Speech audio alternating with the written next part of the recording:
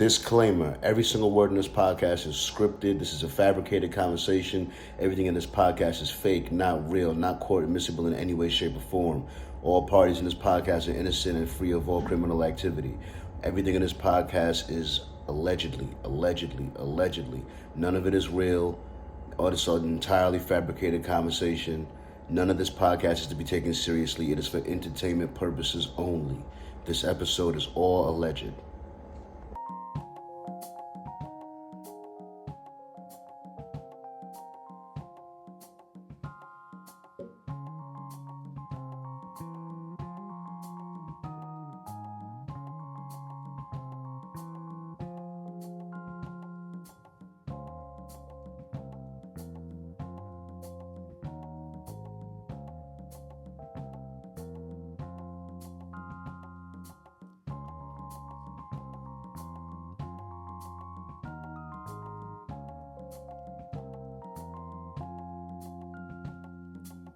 Hey, what's good, people? Whether it's an earbud at work, in between class, while you're working out, or sitting on your ass, I want to welcome you to the CharlieGtv Podcast. And we have a hell of a show lineup here for you today. It's September 24th. It is a Tuesday, you know what I'm saying? And I want to welcome everybody on YouTube. Remember to like and subscribe. You know, I'm doing my best to drop clips every day, you know what I'm saying? Drop a pod every week type shit, you know what I'm saying? We're getting it popping out here. You know, we talking about life in Detroit for real. You know what I mean? We're going to talk a little bit about gaming. You know what I mean? We're going to talk a little bit about modern women in this dating world that we got to deal with. You know what I mean? And Charles also got a couple headlines. But before I get into all of that, I have to introduce the very cool guest that we have on here today. All right, he's a Detroit native. He's a former gamer. You know what I mean? Somebody say he's from the wrong side of the tracks, but he's trying to roll all that shit back. You know what I mean? He's standing on his own, too, and he's got a lot of charisma, a lot of talent, and I can't wait for him to do his thing. You know what I mean? I would like you guys to give a warm welcome to none other than Red. What's poppin'? Appreciate it. I like that shit, for real, man. No doubt, but welcome to the show. Thank you for coming, man. That's another thing. So I wasn't sure what you wanted me to call you on the show. You can go by Red. Red, a lot of people it's always Red, but people just throw something else on top of that, depending on where I'm at type shit. So it's kind of divided. So if you say I'm this, then that, Red, then I know you from here. Yeah. No doubt. I got you. You know what I mean? So first thing we always start the podcast with is a watch this week. So it could be a TV show, a movie, an anime, Instagram funny guy that you like. You know what I mean? Well, what did you watch this week that you want to recommend for the people? Ooh, all right. So I don't really watch TV. I don't really be on YouTube, honestly. But some shit that I have been getting into is like I don't know how to put it. The laws of the universe. The laws of the universe. Yes. So it's like the hermetic laws and stuff like that. So you the law of abundance, shit like that. Oh, my God, been opening up his mind. Definitely. I respect that. So is that like the laws of is that a book? It's books of it, but it's more like what I see like hella clips on it on Instagram. So when I see clips, it just make me get into it, kind of do my research about it and shit. So I see what you're saying. It reminds me of this dude I just got into watching on YouTube called Neural Knowledge. You know what I mean? Talks a lot about trying to manifest and how the energies, you know what I mean, lead to your actions. You know what I'm saying? And how to be able to change your frequencies. Yeah, you know, that's definitely shit. I've been for like a month and a half now. I've been getting into that type of shit. And honestly, to tell you the truth, actually longer than a month, just a couple months. And to tell you the truth, that shit really works. Yeah, it do. Just getting into it, learning the frequency shit, the vibration shit. Yeah. That shit definitely helps. 100%, man. That's amazing. It's very important to be able to tap into the very nature of things. You know what I'm saying? To get to the root of it. It helps with making change in your life for sure. Definitely. So what you call it? A few weeks back, there's what they call it. I guess it is a mass shooting at a block party. You know what I'm saying? I grew up going to block parties in New York. You know what I mean? There was always fun out there. You know what I'm saying? I went to one block party out here. It only lasted. I was only there for like an hour, and the cops came and shut it down. Right. You know what I mean? But apparently there was real. I left thinking they were real stubborn. They just waited till the cops left. They went like 2 blocks down type shit. Like, oh yeah, we'll leave. And they went like 2 blocks down and kept it rocking. You know what I mean? Crazy. So, what's your experience with block parties growing up in Detroit? Block parties, I've been to a few of them, and the shit honestly is terrible. But I mean, it's this generation. I ain't gonna lie to you. Shit was cool, but over time, the generations, it's the city. So they put more guns on the streets. Young niggas, you feel me? I know you hear about the young niggas probably every day doing some shit. So that's really what it is. The city, honestly, I feel like our community is lost. Like everybody just, I don't even know what to say. It's just everybody influenced by the music because that's all it is out here. And the music is not. It's not speaking no life into the community for real. At all. Speaking nothing but death into the community for real. Definitely. And I believe in the power of the tongue. When they recite that shit and say that shit, they bring that shit onto themselves. I even dealt with that myself. Mm-hmm. So that's really what's just going on. Everybody just influenced by one another and family members passing the shit down. Yeah. So, and then it's just social media. Social media also is a problem too. Everybody see motherfuckers scamming, shooting. They promoting the guns for real on the gram. You see guns probably every day. All the time. Yeah, so shit. That's what they want to get into. I don't know what that be. I got a couple guys that I've blocked since I've been doing my thing on CharlieGtv. Like every once in a while, I got one right now. I haven't blocked them yet for whatever reason, but it always bugs me out when somebody I don't know that doesn't have many pictures up, but still got like the memories and the stories, like the thing. You know what I mean? And they don't got nothing. All I see is nothing but hammers. That's all I see on their page. And I don't know this person, and they watching my every story. No lie. And I'm like, duh. I done blocked like 2 or 3 of them like that already. But I'm like, I don't need this person knowing my every move what I be doing. Because I be free on my stories. I be talking shit. I be like, you know what I mean? I'm going to say my social media, sorry for cutting you off. My social media is for, like, women. So when a dude follow me, it's already suspicious. Yeah. You like, dudes, you just got to be like, all right, what this guy about? Yeah. You feel me? And it's up to you if you going to follow him back or not. Because that shit just strange to me. Yeah, it is strange. That's the thing. I don't know if I want to be following him back. I don't know. But I'm not saying y'all can't be a fan, but I'm like, I just don't believe that that's what's happening. Right. I find it hard to believe. Man, like my generation, I don't know, your generation, I don't know how it is, but my generation is just like, that's all I see on my shit. Yeah. All dudes, like high schoolers, motherfuckers around just that in the 20s, 25 range. Yep.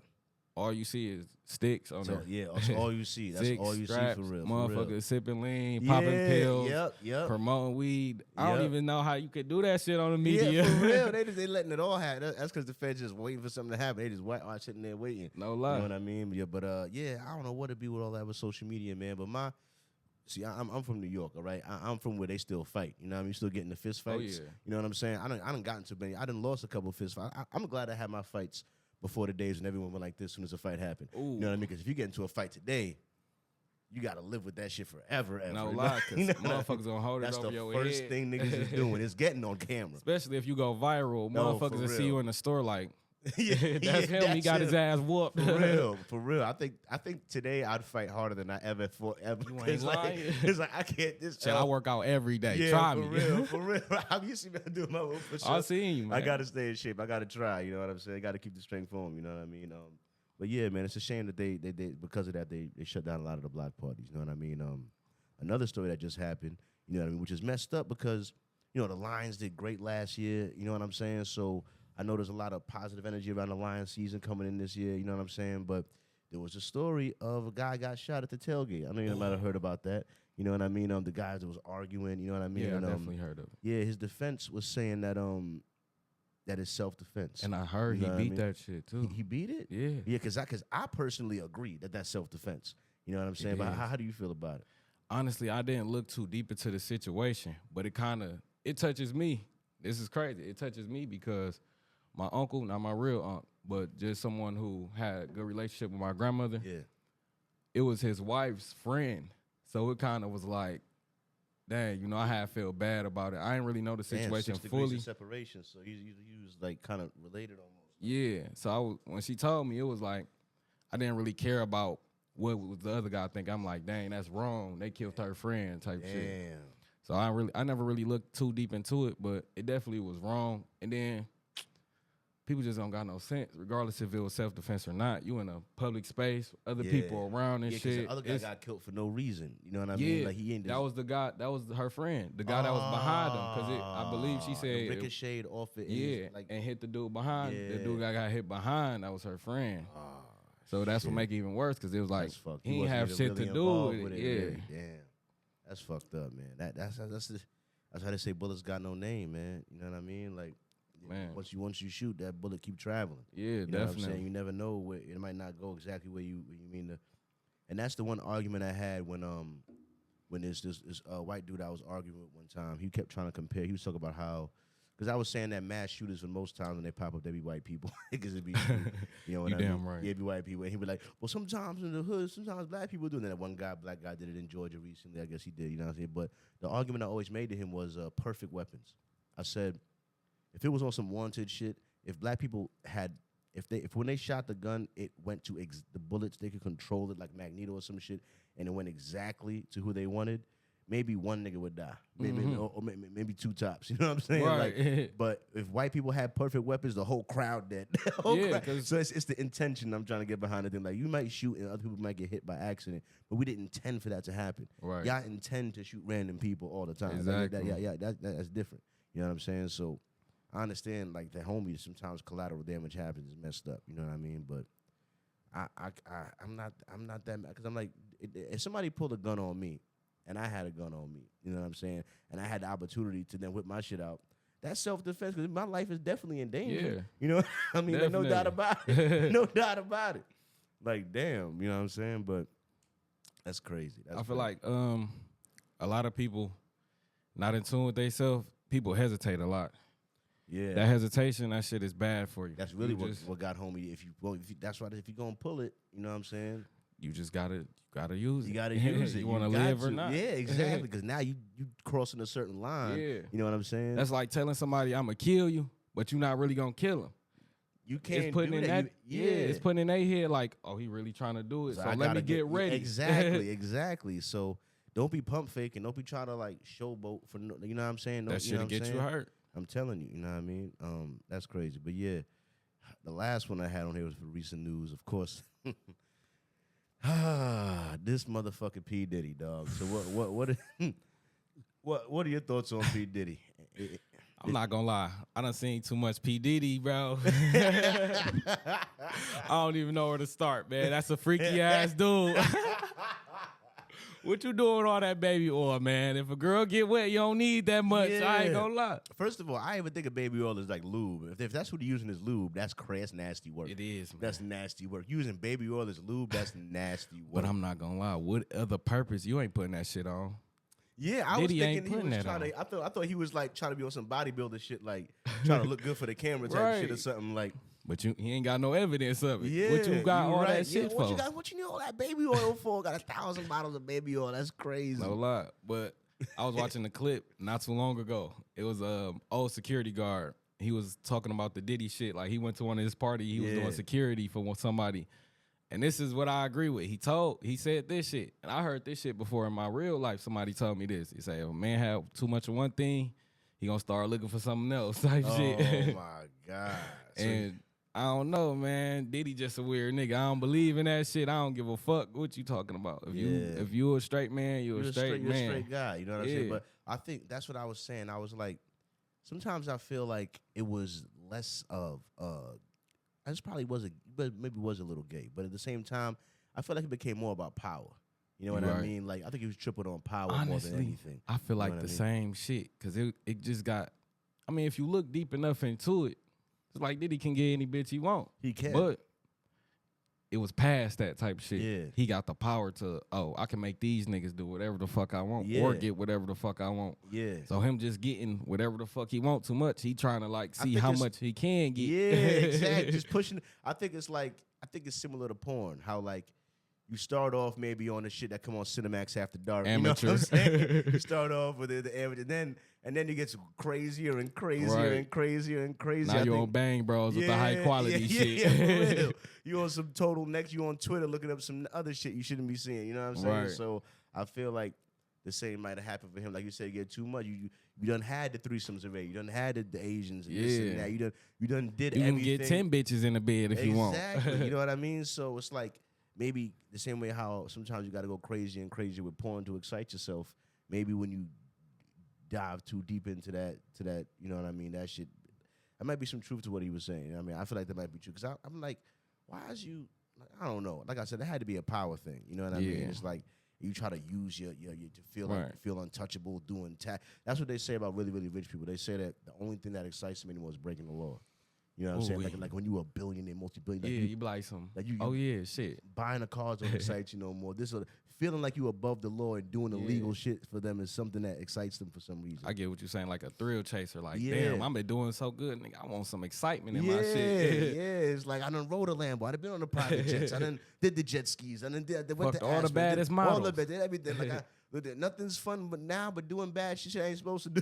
Right. Let's see how far I can go. Yeah, exactly. Like, and then all the executives stepped down. They had some shit to do with that. That's strange. Yeah. Because I was saying to my homie, I was like, man, it was like a known thing in Hollywood. They always said, Diddy throws the best parties. Diddy throws the best parties. I done heard that shit the last 15 years. And now this shit happened. All of a sudden, we left early. Now all of a sudden, everyone left early.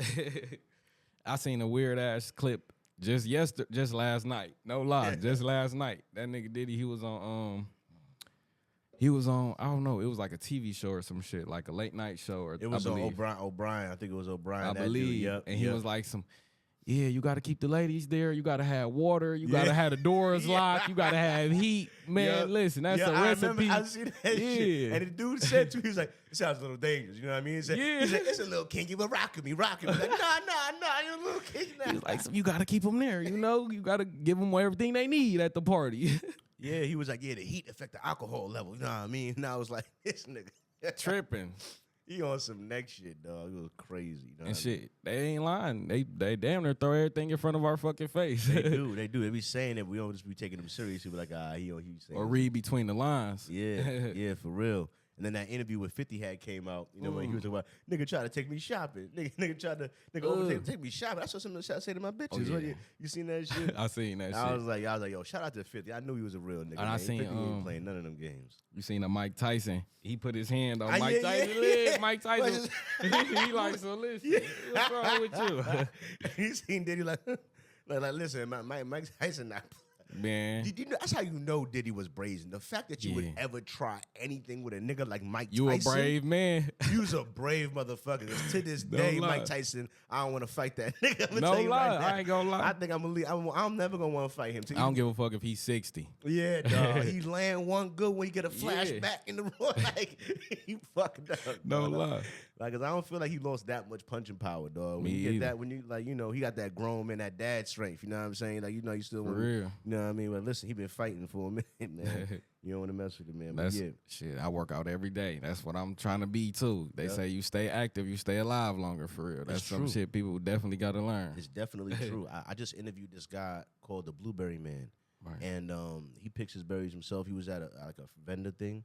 This black man was 83 years old. Damn. And when I tell you he was sharp as a tack, you know what I mean? He was talking good. Like he was way better than them videos I seen of Biden. You know what I mean? He older than Biden. He 83, but he active. He's still in his farm, still doing this thing, still. And that active thing is a part of it. I watched this old documentary one time. It was on what they call blue zones, right? So it's places in the world where, for some reason, people on average live to like 100, like over 100. Like, it's like it happens a lot. So they went to investigate these areas to figure out what about their lifestyles allowing them to live so long. You know what I mean? And I never forget this one Asian dude. He was like 95 years old, and the cameras was talking to him, but they had to keep following him because this nigga was working. He was like picking up shit in the village. He was like moving to do shit. And I was just like, he just stayed active, bro. He just stayed active. You know what I mean? He was like, their village, they don't believe in retirement. They believe in always serving a purpose. You know what I mean? So they don't believe in this, I'm gonna just sit around and do nothing type shit. Like they don't believe, even when you 80, you're like, no, this, you got a purpose. You got a duty. You know what I mean? So definitely. So all that retirement thing, and the people that I talked about, the people that live real strong, and then they be 70, and then they retire, and then die 2 years later after retirement. You know what I mean? Like, and it'd be like you almost feel like if he would have kept working, he'd still be He alive. would've yeah, You know what I mean? no lie, Like, keep that heart beating. for real. My granddad, truth be told, he a prime example. My granddad, 64, he got shot 3 times when he was like 62 or 63. Damn. That was like 2022, 2021. And when I see him, he still get up every day. He still go to work. He still do what the fuck he got to do.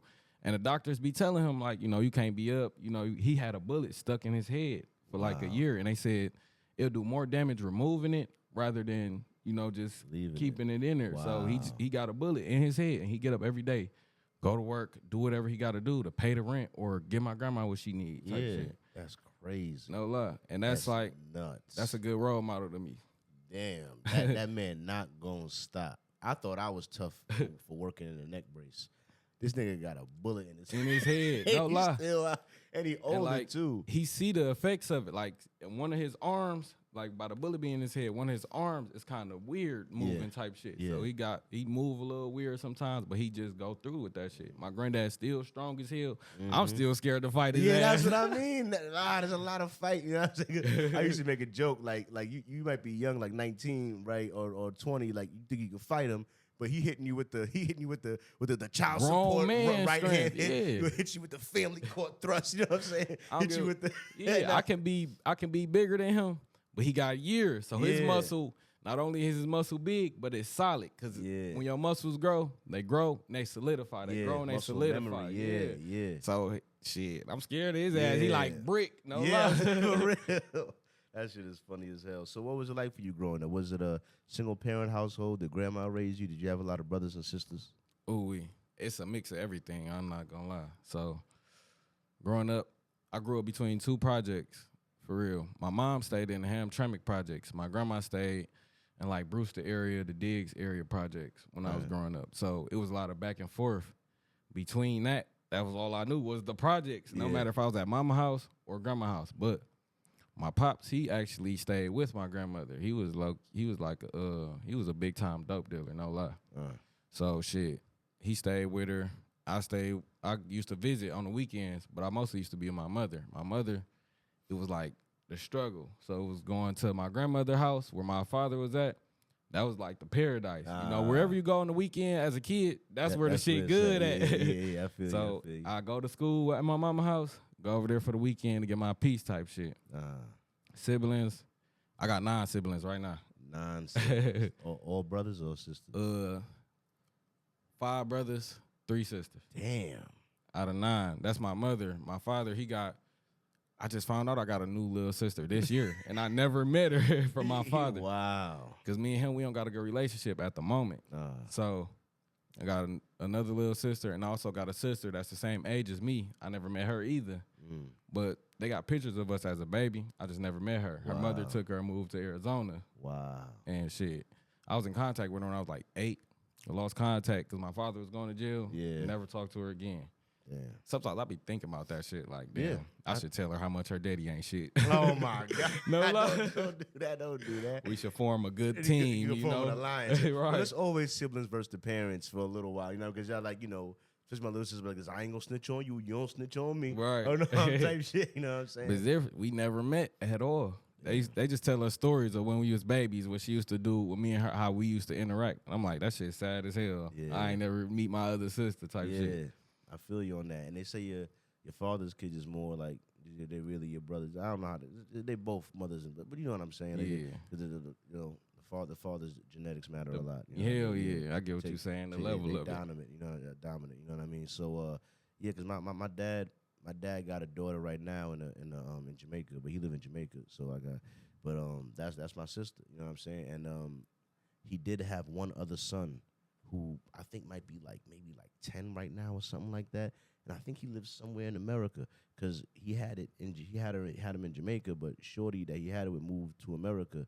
So I got a brother out here somewhere, but I do have my brother for real, my Amiro.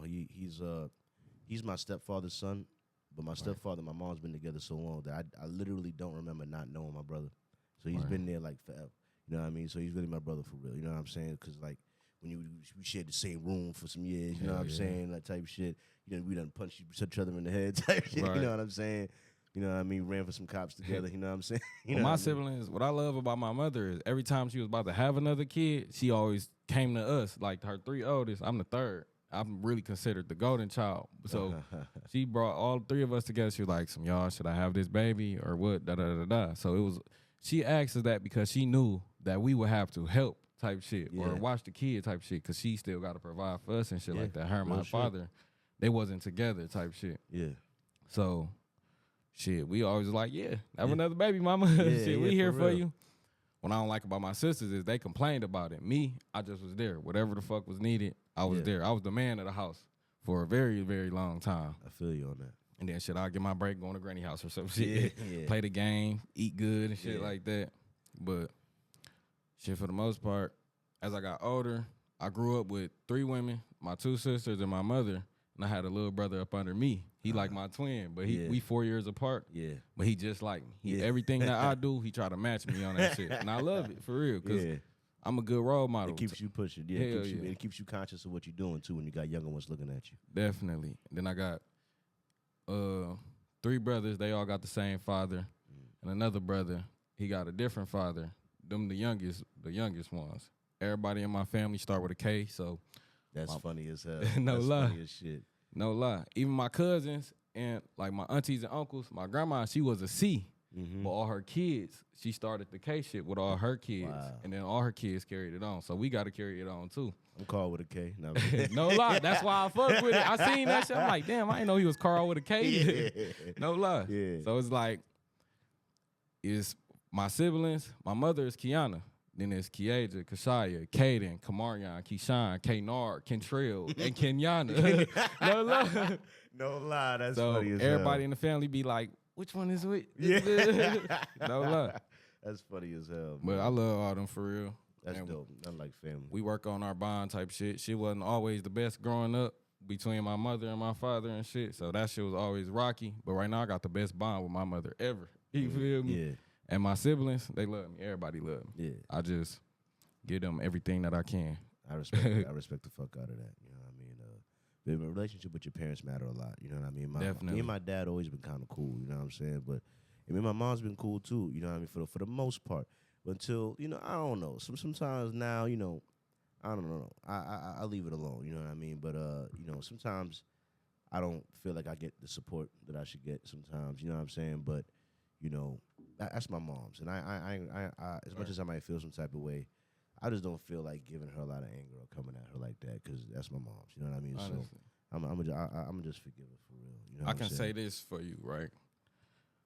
Mothers love the way they know how. So regardless if she show you or not, she definitely love you to the fullest. And I'm pretty sure, even though she probably don't show it, she supports you to the fullest. That's your mother. They always. They pushing even when you not thinking about them pushing. Yeah. They always push for the best for their kids. That's any parent, any mother. I ain't gonna say any, cause some mothers, but mostly mothers. Fathers, you know, that shit get kind of rocky in the community. Yeah, I feel you on that. You know, I will say this: when I moved out, like 6 months ago, or whatever, I moved out on my own. It was nice, and my mother be texting me every once in a while, like, "You okay?" She was like, "Cause like, you know, you live by yourself, ain't nobody over there." You know what I mean? Like, so she used to be worried about me making sure I'm Gucci. You know, she was like, "You gotta check in, just text me, just let me know you got home safe." Hell you know what I mean? So I appreciate her for that. You know what I mean? So who are some people that you either looked up to now, maybe looked up to as a kid, like role model type shit? Like it could be a celebrity, it could be an older family member, regardless. Right. All right, so this one kind of like a hard one type shit. But I'm gonna say when I was a kid, I used to hear shit about my father, so I used to really look up to him. I thought he was that man for real. And it's crazy because you know how much of an influence you gotta have in your community for people to call you God. And that's how my father was. Wow. In his hood, they call him God. And I was a king when I was a kid. Wow. So I used to just go over there. I'm going to say we ain't spent too much time because he was doing what he was doing. So I used to sit on the block, and everybody was introduced to me on the block as my family. They ain't real family, but since he here, that's how it was. So he'd sit me on the block, give me a couple dollars, like 20 as a kid. You like, shit, hell yeah. I'm lit. I'm no lit. lie. Can't so tell me nothing. He'd sit me on the block, go do what he do, shoot his moves, whatever. And I'm just chilling with my family, going here, and there. Every house on the block I could go into. Yeah. And the whole time they wasn't my real family, but as a kid, I'm thinking like, oh, these my real family type shit. So I'm gonna say with that, you had to look up to him a little bit with that. Yeah, I looked up to him for real. He was getting money. He got designer. He really the one who, I ain't gonna say he taught me how to dress, but he gave me that element of dressing up and that Detroit style type shit. Yeah. So that's all I seen him for. Everywhere we go, we flashy. Now he was a fake ass nigga because when we going somewhere, he definitely gonna present it like, oh yeah, I take care of my son, this and that. I do the most. He was there, but he wasn't there. He mostly on the block. Yeah. My grandma had to tell him like, take him out, spend some time with him for me to even be on there. But when I go out, shit, we just on the block or some shit. He'll shoot me to the movies here and there, but then he gonna drop me off, go back to the block, give me something to eat, whatever the case was. But for the most part, I did look up to him though. No lie. He used to always give me money and shit. If he leave, that's how I ate. Everybody on the block thought my family was rich because $20 as a kid, nobody coming outside with this shit. And then my shit adding up because I ain't spending this shit every day. They like, oh yeah, Kane family rich, but it was my pops for real. But I don't know. When I got older, a lot of shit just started breaking off and coming to the light because I'm like, oh shit, I'm older now. Why the fuck is we still with grandma? You getting all this fucking money and shit. Yeah. That shit never made sense to this day. Because, like I said, he got Gucci in the closet, Balenciaga in the closet, all type of shit. But fuck is we still here for? Because listen, my dad is Jamaican, right? He was born in Jamaica. He's raised in Jamaica. You know what I'm saying? Maybe we can crack that next one or whatever. But yeah, so my dad was once in America at one point. You know what I mean?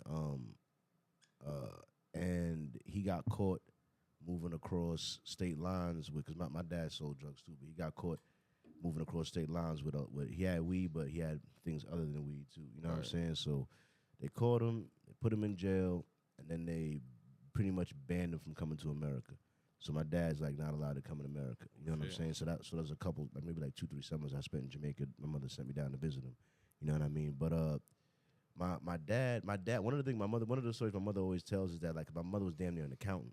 So in order for them to get the apartment that they had in Brooklyn that little time, my mother was able to forge the pay stubs to give to the and my step pops. My dad.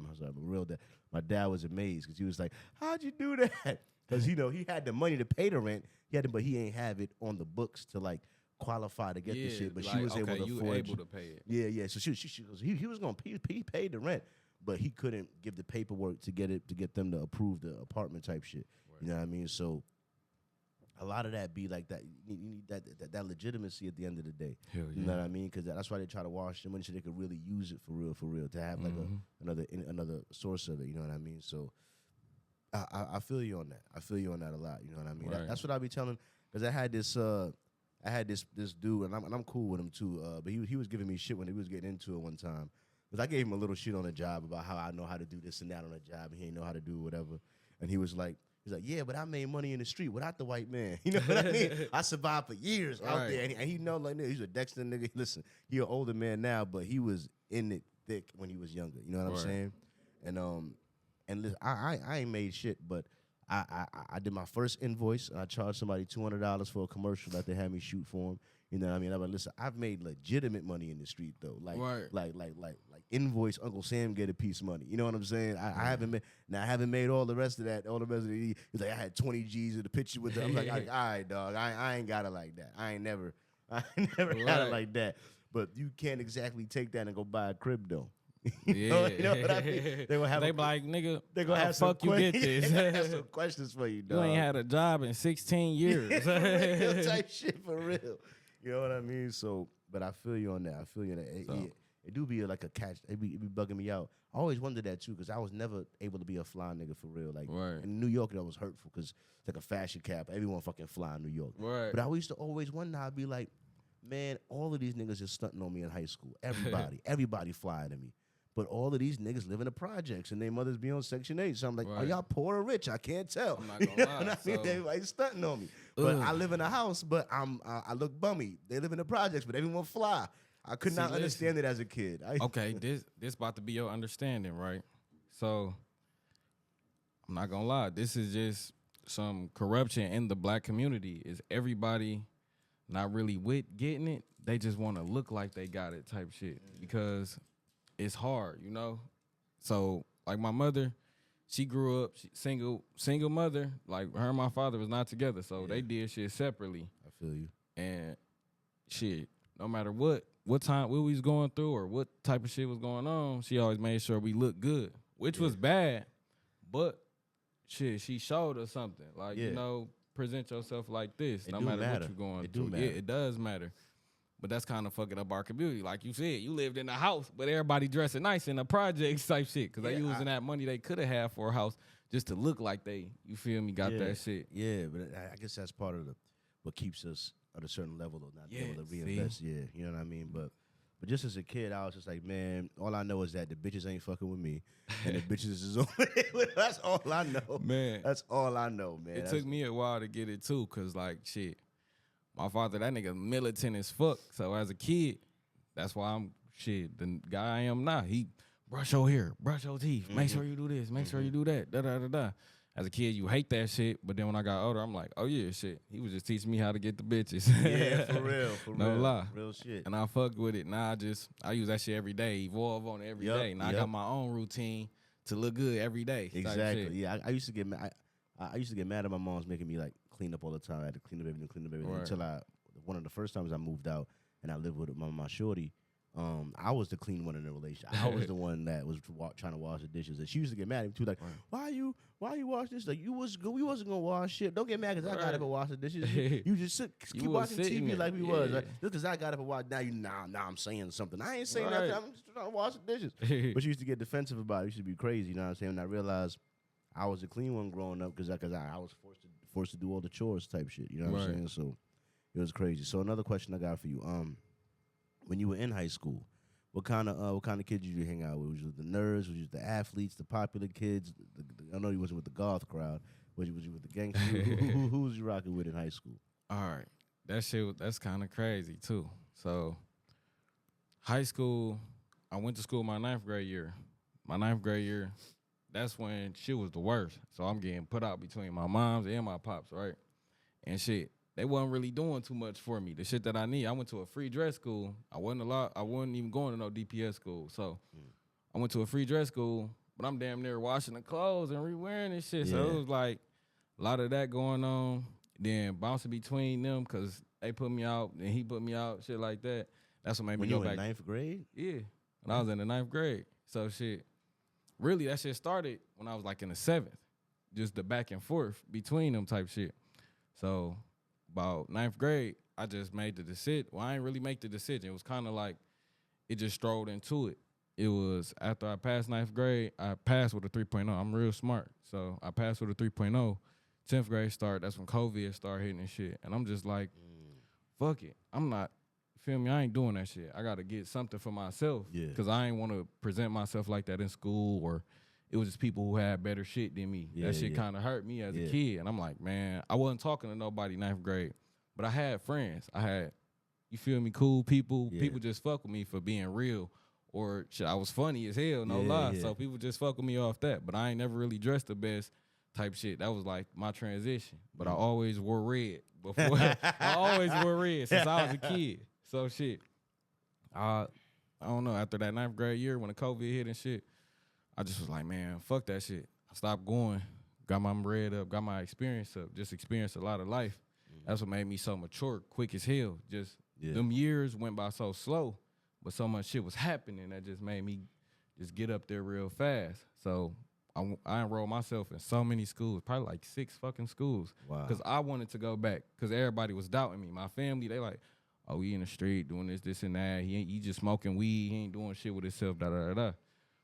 Kind of similar to my pop situation was he did the same shit too. Like I wasn't gonna be shit. So him being the man he was and saying the shit he's saying to me, then my family doing the shit, that was like, man, let me show y'all motherfuckers something. And I enrolled myself in so many schools and I just told my mother, I'm like, mama, I'm like, come up to this school I enrolled myself in, just bring the paperwork and shit. She came up there, we did that.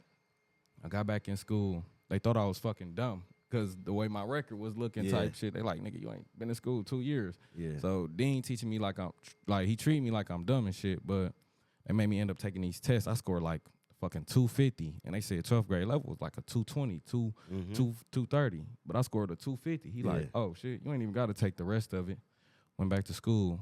Nah, during school, same shit. I ain't talk to nobody. I ain't fuck with nobody. But now I got drip and shit. Now that I'm back in school, I have money. I got money and shit. I got drip.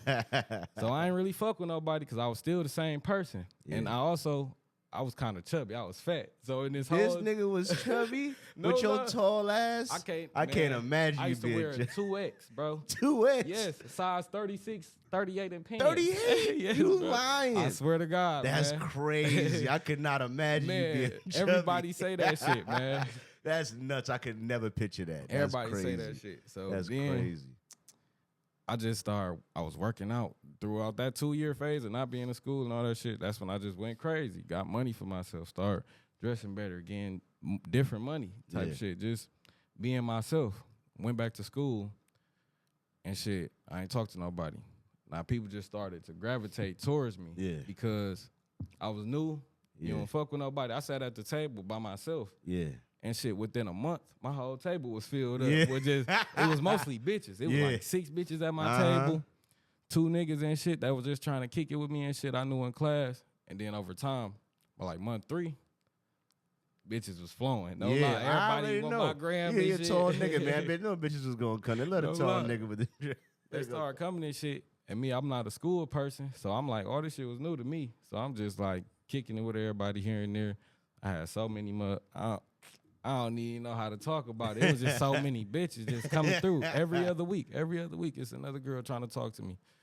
Then, shit, the dudes, I was still a street nigga, so I just got in contact. I guess it was just destined. Street, recognized street. Yeah. Shit, I'm catching them in the bathroom shooting dice or shit, smoking and shit like that. So then they started on me. Oh, I'm red, woo, woo, woo.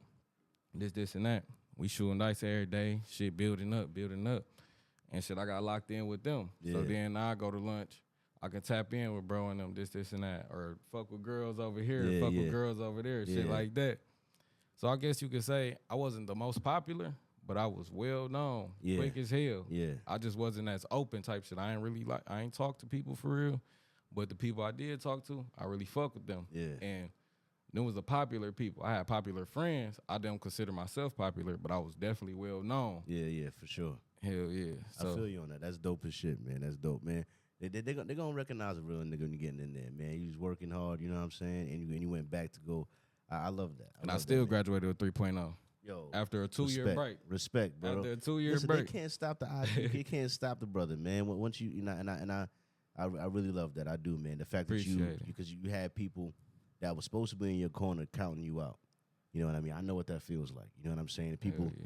People like overlooking you, just thinking you're going, you know what I mean? Not trying to invest the time because they don't see the potential perhaps for whatever reason. You know what I'm saying? But that need to prove people wrong. You know what I mean? There's a couple people I fuck with, I follow, and one is a big entrepreneur guy. You know what I mean? Patrick Bet David, and he talks about having an enemy.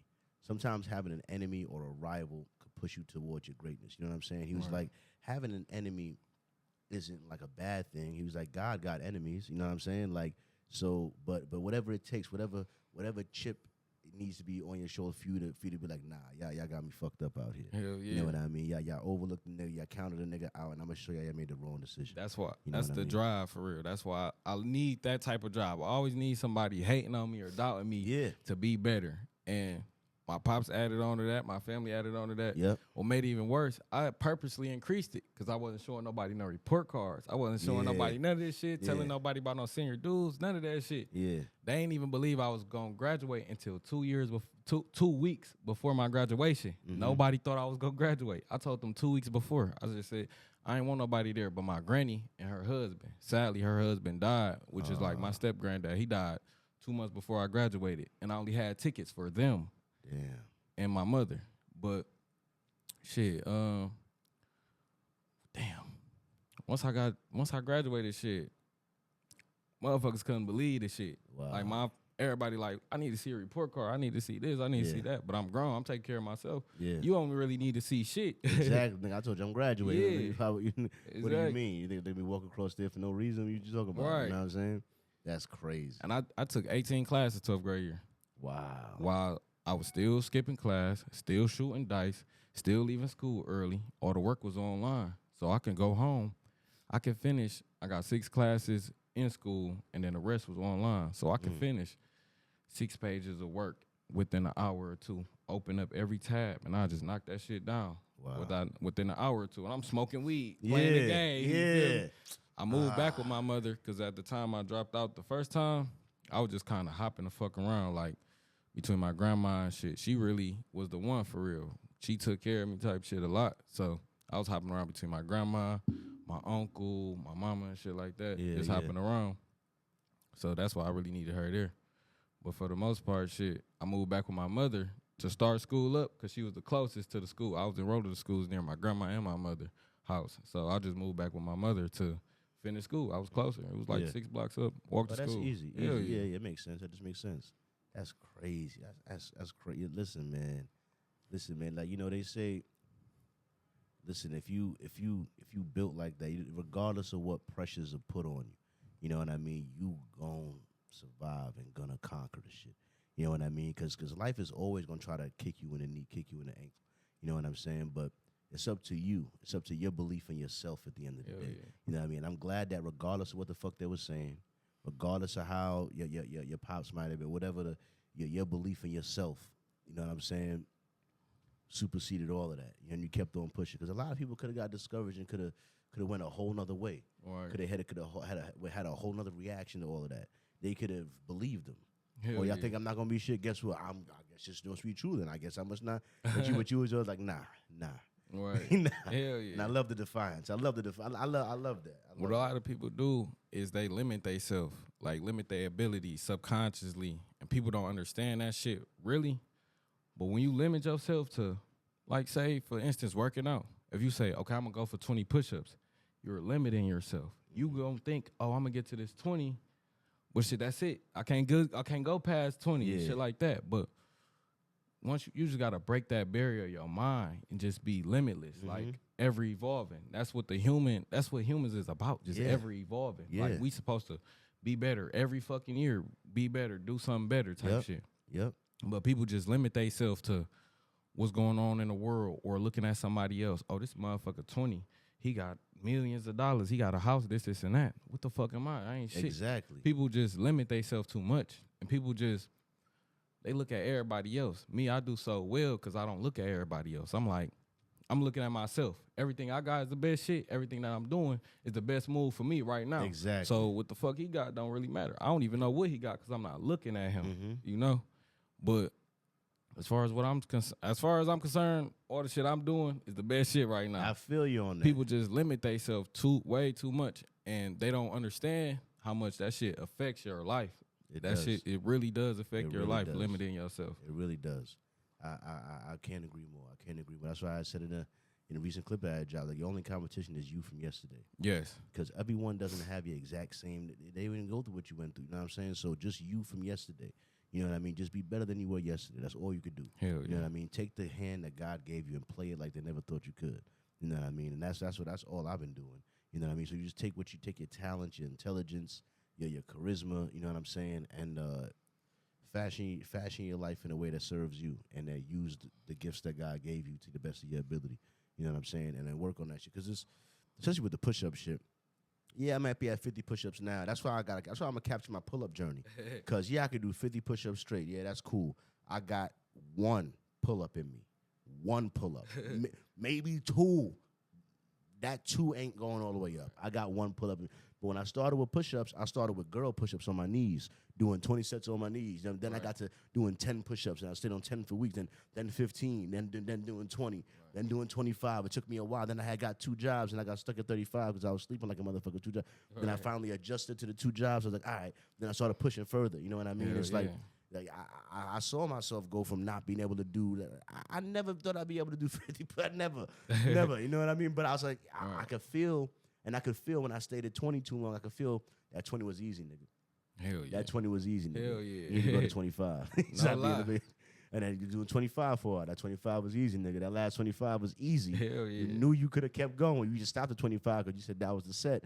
You know what I'm saying? You know you could do 30. You know, so it just kept pushing myself like that. I'm gonna capture my pull-up journey on camera because my push-up journey wasn't good, but watch me go from one pull-up.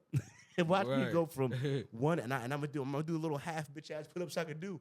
I'm gonna do my little halfies, my little not full, but I'm gonna listen to all the, hey, that's not a real pull-up. You ain't even go up all the way. I'm like, all right, but watch me hit these half motherfuckers till I can hit a full one, motherfucker. Right. You know what I mean? So, like I said, progress over perfection. Niggas always gonna talk shit regardless. You know what I'm saying? But I respect the fuck out of the journey, man. What you call it? So, how do you think you I guess you kind of answered that to a degree. You know what I mean? But the question was, how do you think your social circles, your environment influence your choices? But with the family and then the influence you have with it, you kind of answered that. Right. You know I can further on to it for real. Yeah.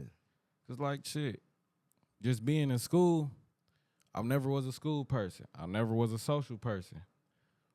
Part of the street shit, really, which nobody really be knowing for real, is I'm more psychological with this shit. I'm not even just physically. That's why I make everything smart. Yeah, I done made some mistakes. That was on me.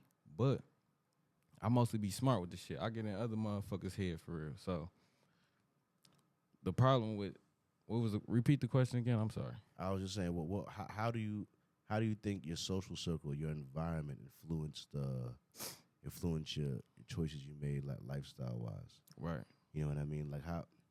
All right. So it's Detroit. It's the city.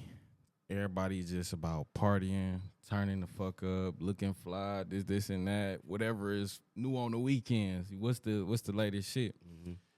And what that do to the next generation, the generation now, the generation ahead, whatever. What that do is make everybody try to feel entitled to living up to this standard. And that shit kills. That shit kill a lot of people. They don't realize it though, but that shit really kill people because you trying to live up to this.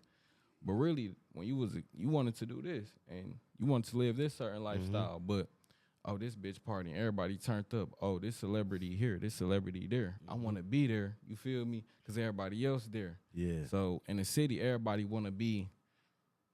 It's not about gangs. It's not about who this and that. It's just about who the most shit, who can do the most shit, who the richest, who the flashiest type shit. Yeah. It's not really about all that gang shit. Everybody who clicked up and shit, it's really about your hood, where you from and shit. That's all people talk about. It's not really about gang shit. It's your hood and who doing the shit in that hood type shit. So everybody else in that community or just in that area, they like, oh shit, I'm trying to be like this nigga, or I'm trying to be like that nigga. Or I'm trying to do this, and that. That's why so many fucking scammers and so much fraud going on in the city. Because everybody see all the niggas rapping about it, all the niggas talking about it, what they got, what they done made off this shit. So they like, shit, I can do the same shit, be like this nigga. There's one thing I don't like about hip-hop and some of the culture. As a working nigga like myself, they almost try to like make it seem like you a lame nigga for having a job. Yeah, man, they try to make it seem like you a lame nigga if you ain't got what they got. Yeah, exactly. And that's why everybody chasing that shit. But people chasing shit in the wrong order. Yeah. Nigga, you want a charger before you even start the business to get the charger. Exactly. For real. Like, you ain't lying about that at all, man. You know what I mean? That's why I always say to people, like, I'm more focused on trying to be the man than look like the man. Yeah. You know what I'm saying? Because, like I just got this Jeep because they towed my Honda. My Honda was a 2001 beat-up looking ass Honda, you know what I mean, that I was driving, you know what I'm saying? But I used to always joke, that Honda I paid $1,500 for. But when I used to be riding in my pod. Oh, reliable. Yeah, reliable as a motherfucker, though. It was on the tow truck less than this Jeep was. This Jeep, I'll take my Honda back. I mean, the Jeep looked better, yeah, sure, but that Honda was way more reliable, reliable. But I used to joke, because I'd be like, I'm riding to the studio, I'd be like, man, the pod equipment that I got while riding to the studio cost more than the car I'm in. You know what I mean? I'd be like, man, not a niggas they'd have been like, man, I ain't about to buy. Like, I don't got like a pair of this bum ass camera that I got. Cause I only say bum ass because there's way better cameras at a 2000. Whatever. This camera's $800. There's so much shit that I could have bought instead of buying that camera. You know what I mean? I don't own almost nothing that's too fly for real. You know what I'm saying? And people don't be willing to take that risk. That maybe the L up front, you can't dress as nice as these niggas up front, but Right. you know you investing in the business and the equipment type shit. So in the long run, you probably end up on top. But at the same time, that taking that loss up front, you know what I mean? It'd be hard it wasn't easy. I remember I had one chick, I knew she wouldn't fuck me because of my Honda. I knew it. I took her on 4 dates. I took her to Benihana's. You know what I'm saying? That was the most I ever paid for a bill to me personally. Nah, that's not true. After that, I paid $350. I went to some seafood place. But at the time, $190 for a bill, I was looking at her like, all right, I'm about to get fucked tonight. This shit is crazy. You know what I mean? Right. I got a little hand job in the car. That wasn't enough, bitch. That's why I stopped talking. I was like, I was like, nah, this ain't it. Man, hell no. But she was I'm like a hand job, but look, she was like a manager at one of the big 3 plants and shit. You know what I mean? So she was in a caddy. You know what I mean? I was in a caddy and shit. You know what I mean? So she was probably looking at me pull off in that Honda like, nah, I can't. I can't. Right. I can't let homie do. I can't. She just kidding. I was like, damn, man. But I was like, and I was living with my mom's at the time. She wasn't trying to. It was just a rough time. It was a rough time. You know what I mean? But yeah, man. That you right. That flashiness and that idea of what I always said. The idea of what a real nigga is getting people killed. You know what I mean? Like the idea that you got to be flashy, especially when it's not that time yet. The instant gratification went on Instagram.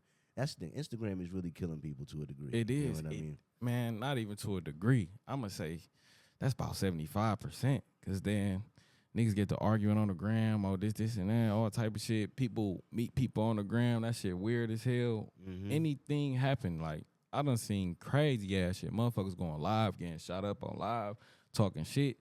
You saw a switch on the live. I don't know if you even know what a switch is, but if you show a switch on the live, it's multiple records of people. If you just show that bitch, how the police at your door. Yeah. They been watching your ass the whole time. They watch you when you that white girl that randomly followed you that you thought was fine, you just let her follow you, that was the feds. Exactly. That's what they be disguising their profile as some next shit. Man, what? I done seen undercovers before. I done been in the area. What are undercovers like? Because I remember growing up in New York, we definitely had undercovers, but they would be either in the cars that are all tinted out, or I don't know why they thought them wearing hockey jerseys was a good disguise, but they would be wearing hockey jerseys. Right. And we'd be like, who the fuck are these 3 white niggas in hockey jerseys? They definitely, they're not. I'm not even gonna lie. This is how you know it's undercover, man. This common as hell though. In like any state, any city, most undercovers just wear a fucking button up and some damn khaki cargo shorts. I'm not even gonna lie to you. You could, I don't know, it's just you can just tell. You're not supposed to be in this area. You got on the damn polo and some damn khaki cargo shorts. Yeah. That's just the most common. It's crazy. That's the most common undercover. I used to always look for the extra antennas on the car. You get that car be having a little more antennas than it's supposed to have, like a little extra one in the back type shit for then the shit. License plate. Every license plate's got the X in the middle. Yep. So shit. I don't know. I feel like I just feel it in my heart. I done did a lot. I done did a lot of shit. I can feel it. I done did a lot of shit. I'm like, shit. Like, nah, this ain't it. You not the guy, my boy. I remember one time, I don't know, I guess I talked a little too proper in the hood for some time. One time, I remember back in the day when we was buying regular weed, it was greens. You know, remember Reggie? No, Reggie. I definitely remember. I know every motherfucking weed era. I was buying, so I was trying to get a quarter of Reggie. It was $25 for a quarter of Reggie. You know what I'm saying? Right. And but it was hard to find a clip. So I talked to this dude in my high school, and of course he knew the nigga, right? So he gave me the nigga number, right? So I texted him trying to get the shit, and he was responding for a second, and then he stopped responding.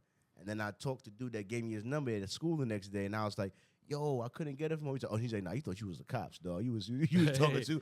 He thought I was using enough slang, I guess. I don't know. I wasn't. He was like, nah, this nigga, nah, he's right. He's like, nah, he wasn't trying to sell to you, bro. I was like, dog. I had the money, so I know what that be like sometimes, man. That shit is crazy. You know what I mean? What do you think are some of the biggest misconceptions about that street life shit? What do people biggest have? Misconception, everybody bad. What you mean? That's what people think. Everybody bad. You feel me? You hear something about gang shit or just somebody involved in the streets in general, everybody just think, oh, bad, oh, he got a gun, or he doing this, this, and that. They just think bad intentions off rip. It don't matter what you doing, just off rip, just bad intentions. Yeah. I'm not gonna lie, a lot of people do kind of make that shit look. I'm not even gonna say, if you in the street life, 80% of them niggas gonna make it look bad. They just, I don't know why they do that shit. It's kind of dumb because you drawing attention to yourself. And that's why I ain't gonna lie, I be thinking some of these niggas happy to go to jail or happy when they mans get shot. Because then what they do, they post it all day and give it they mans died. That's the reason why they doing all the shit that they doing. Exactly. Terrible. You feel me? So, that's crazy. Back to the reference of the questions again. My mind got lost. It's all right. I was just saying, what do people get? What are misconceptions they have? Like shit that they think is this, but it's not this. Okay, gotcha. So, like I said, people just think everybody is bad. Everybody is bad. Like I was gonna say, my one of the biggest misconceptions that I think is there is that everyone.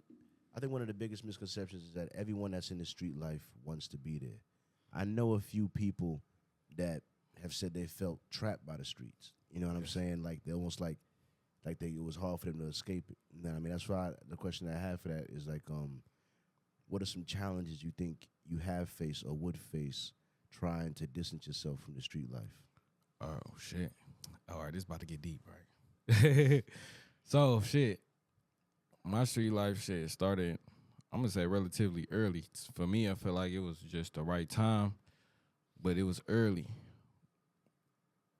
And repeat that one more time, because I just got lost in thought, just thinking about how mind blown I am. Yeah. It's just what are some challenges that you have faced or you think you would face trying to distance yourself from the street life, trying to take a different path? Right. You know what I mean? Because like I said, some people think that everybody that's there want to be there. Some people feel trapped there and don't know how to escape. You know what I mean? So what is it like trying to? Because I don't know. My friend groups or it's hard.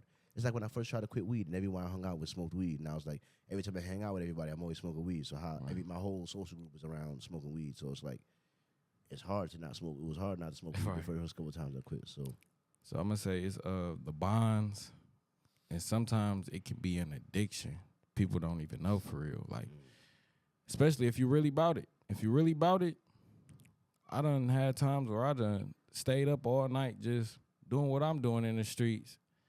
And I just was in love with that shit, for real. Like, I'm in love with staying up, chasing this thrill, waiting on somebody to come do some shit, because I'm ready for it. You feel me? It was like, the shit that you do, smoking weed, drinking, whatever drug you do, that shit is fucking terrible.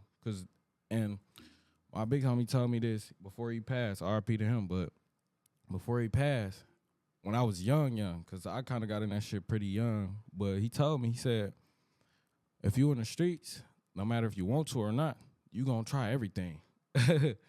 And I ain't really think of that shit. I ain't think too much of it. I'm like, shit, I ain't gonna pop no pill, or I ain't gonna do this, or I ain't gonna do that. Yeah. But I did. So when that shit get into play, and then you doing all the shit that you doing in the streets, whatever that is, drinking, popping a pill, or shit, smoking even, that shit can just keep you there.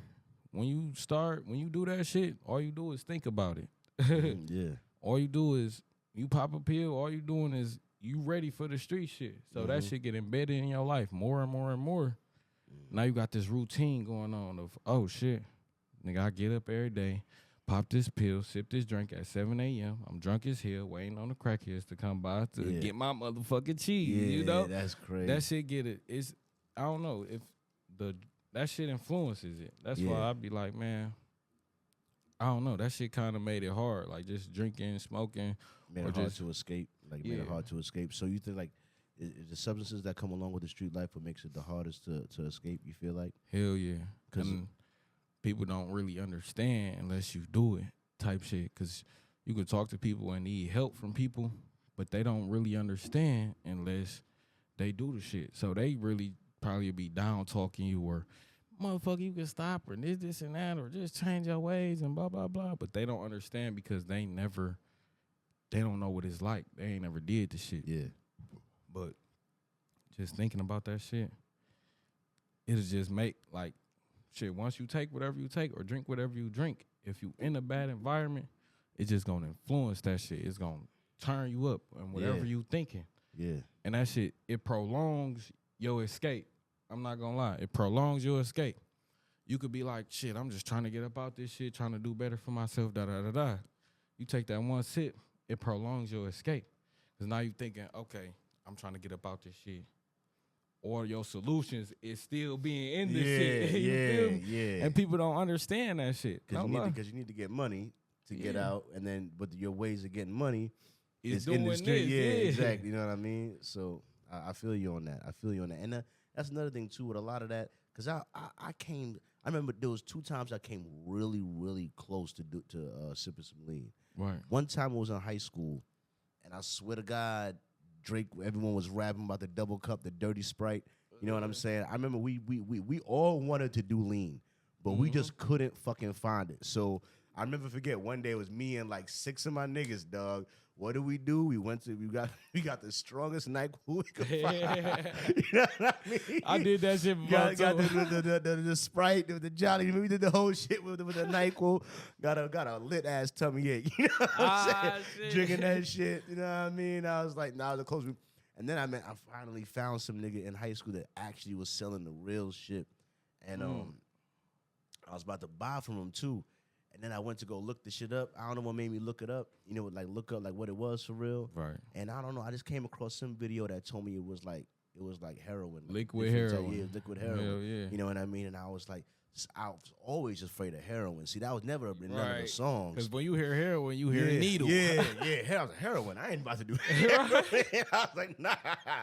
I was trying to do the lean, the sip, the double cut. Because it had great marketing. Lean still does have great marketing. And right around then. Juice, I'm going for it. Yeah. Right around then, too, the whole chopped and screwed thing came out. So everyone was this chopped and screwed music. Like, well, you ain't feeling it right because you ain't on lean. So I wanted to get into the chopped and screwed music. I wanted to see what it was all about. You know what I mean? I was just curious. And then, like I said, the marketing is a motherfucker, dog. Every rapper was talking about it. They make that shit look so good. I'm telling you, dog. Like, Tay Sweetie rapping about it all that. I was like, man, I want to see what's up. And then the second time I got close when I came out here into Detroit. Oh, yeah. You know what I mean? A nigga I knew because I've met a lot of niggas in the streets from in here in Detroit. You know what I mean? I never forget I was chilling with this nigga.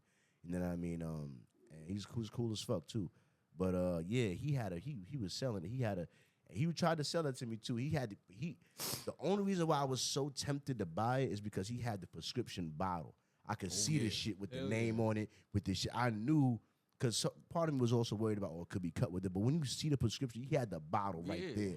And he had like, there's this much left, dog. I'll give it to you for like just. I was like, man, I know this nigga, and I know that's the real shit. You know He ain't gonna fuck me over. He ain't gonna fuck me. I know it. So I was like, damn, another chance at the real McCoy. I could really see what it's about. But I was like, nah, let me not do. So I think something made me not do it. Right. You know what I mean? But I was thinking about it a lot harder than I think he thought I was. You know what I'm saying? I was like, because I'm just curious. I wanna. But I don't know, man. Heroin, they tell me you can get hooked on that shit. I don't know, man. I'm going to say the same shit for lean. They damn right about that liquid heroin shit. I tried lean one time, but I'm going to say every addiction is dependent on the person. It's definitely dependent on the person because, like I said, I was popping pills and shit.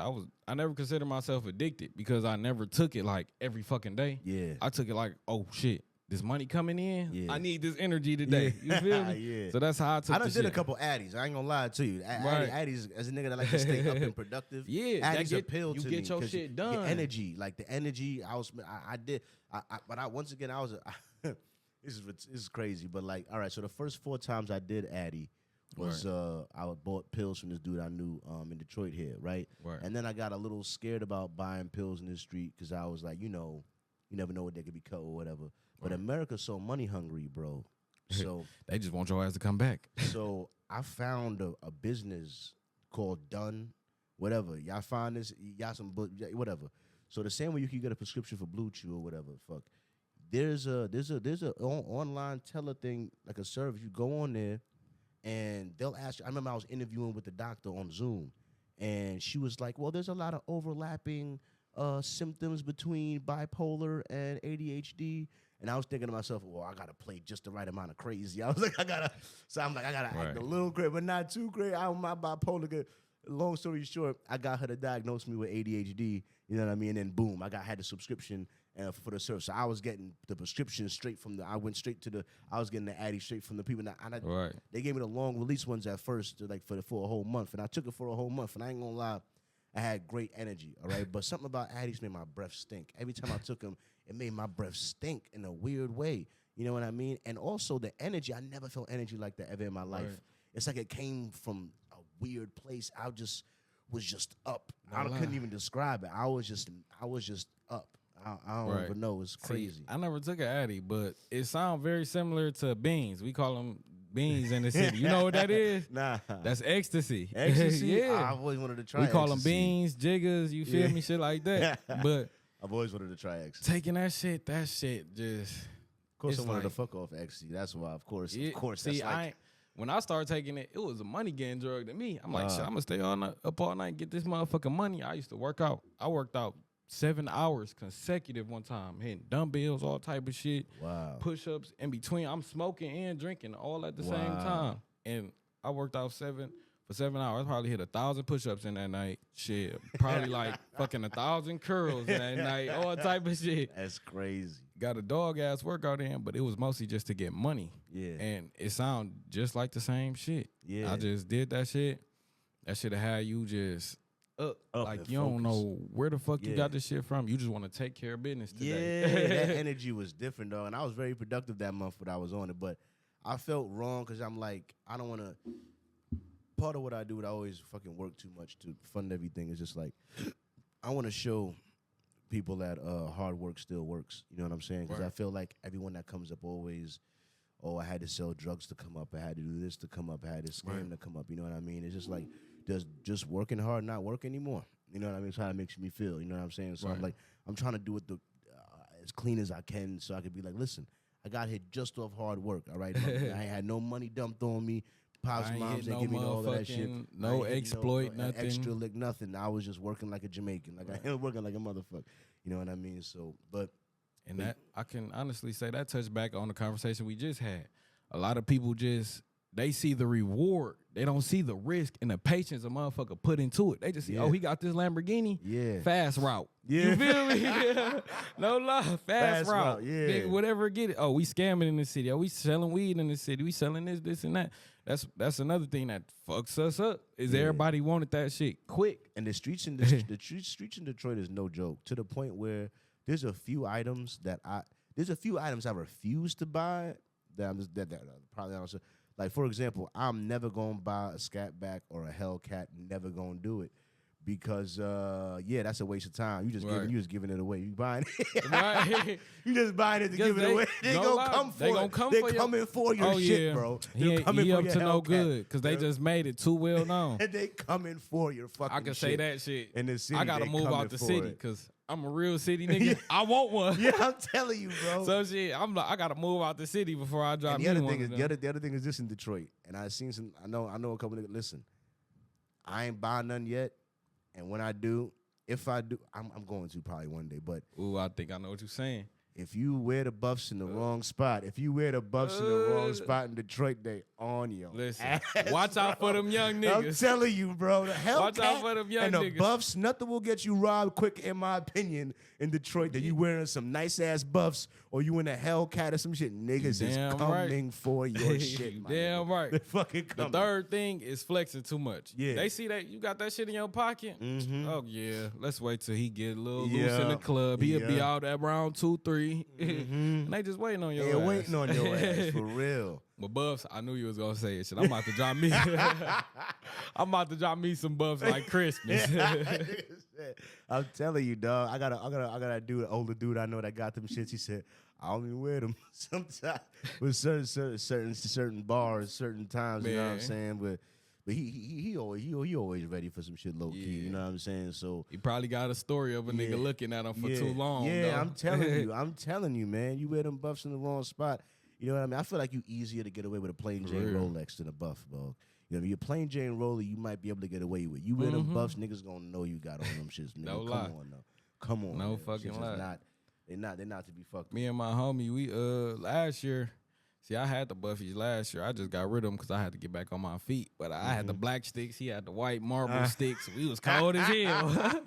But then I was just like, I don't know, it was drawing too much attention, like nigga said. And plus, I just was fighting too much shit. I'm like, get the Buffies away. I'm going to drop another pair. They wasn't my color either. They was black. I want red sticks. If it's going to be Buffies, you got to get them custom to you to represent you type shit. Because if you real Detroit nigga, everybody can have the marble sticks or the black sticks. You got to get something for you, for them to be like, okay, them his, them legit, nigga. I ain't fucking with them. yeah, that's crazy. That's funny. You know what you call it? So yeah, what is your definition of gangster? My definition of gangster. For one, if you gonna call yourself gangster, you gotta have something that you stand for and that you represent. And before you even a gangster, you gotta be a man first. So if you not even a man, you not a gangster at all. So my definition of gangster is, I could say, fighting for what you represent, always focused on your drive. I'm gonna say you always willing to protect yourself or never let nobody step over you, standing up for yourself.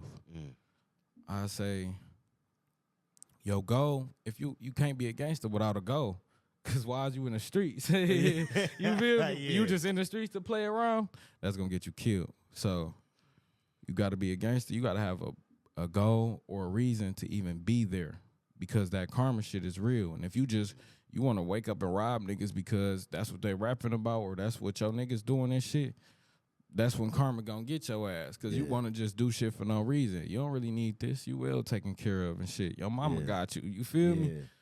People do shit for no reason, and that get them fucked over.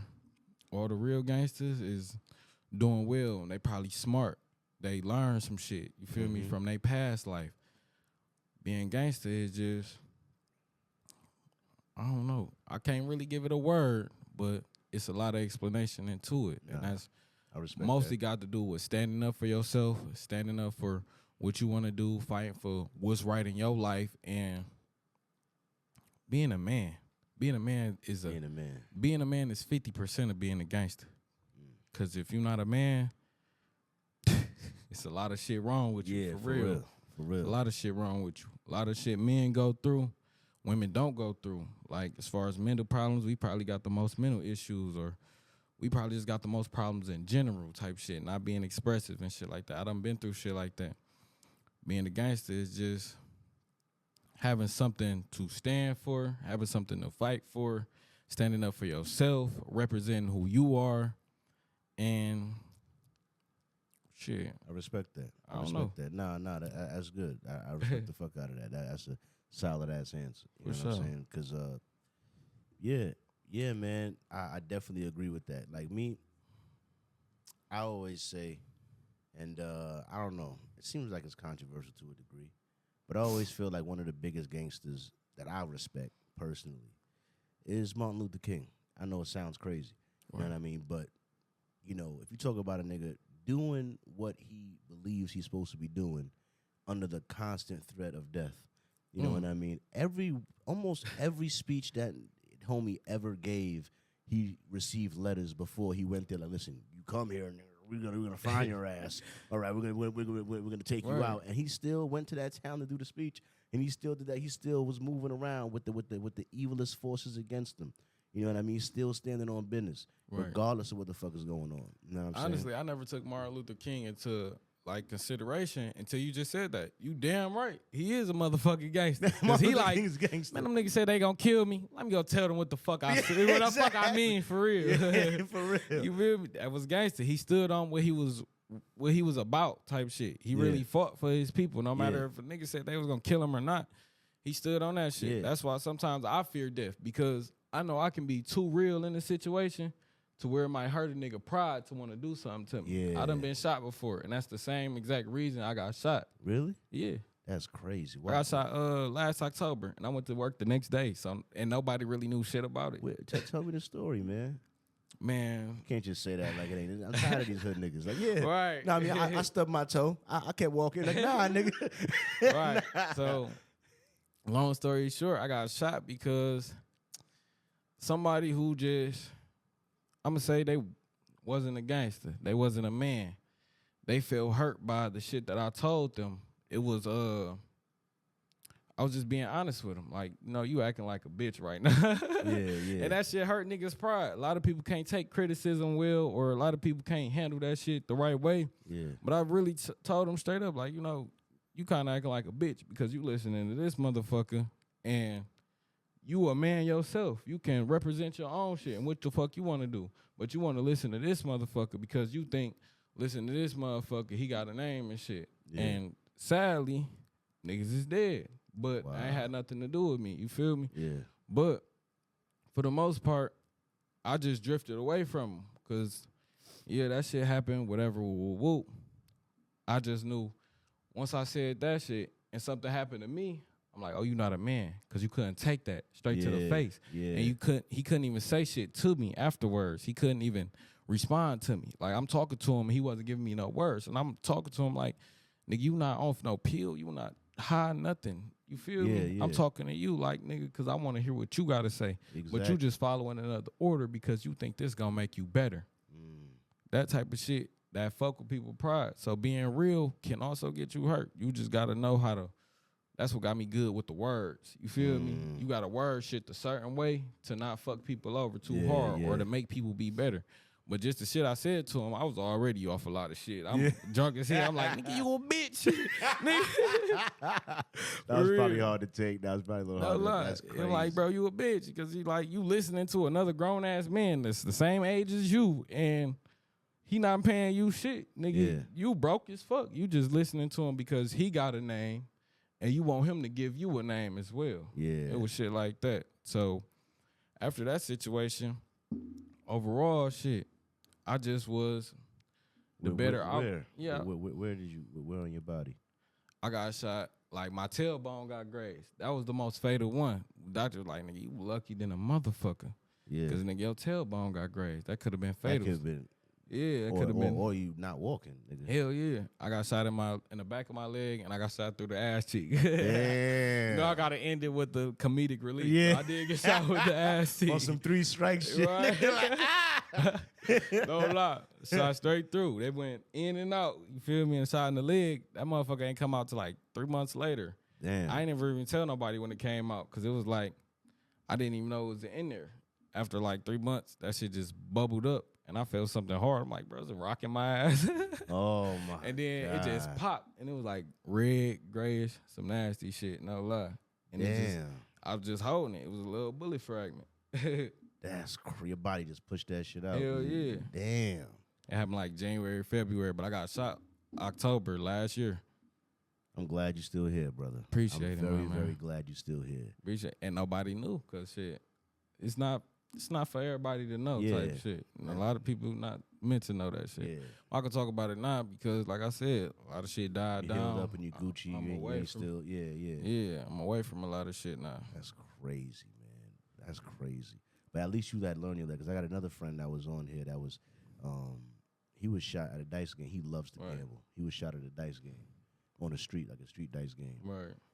He still be gambling in the streets. And I said, bro, you ain't gonna. I love to get like. I learned I gotta keep it on me. Now I got my brothers with me now, and I'm like, no, that's not the lesson.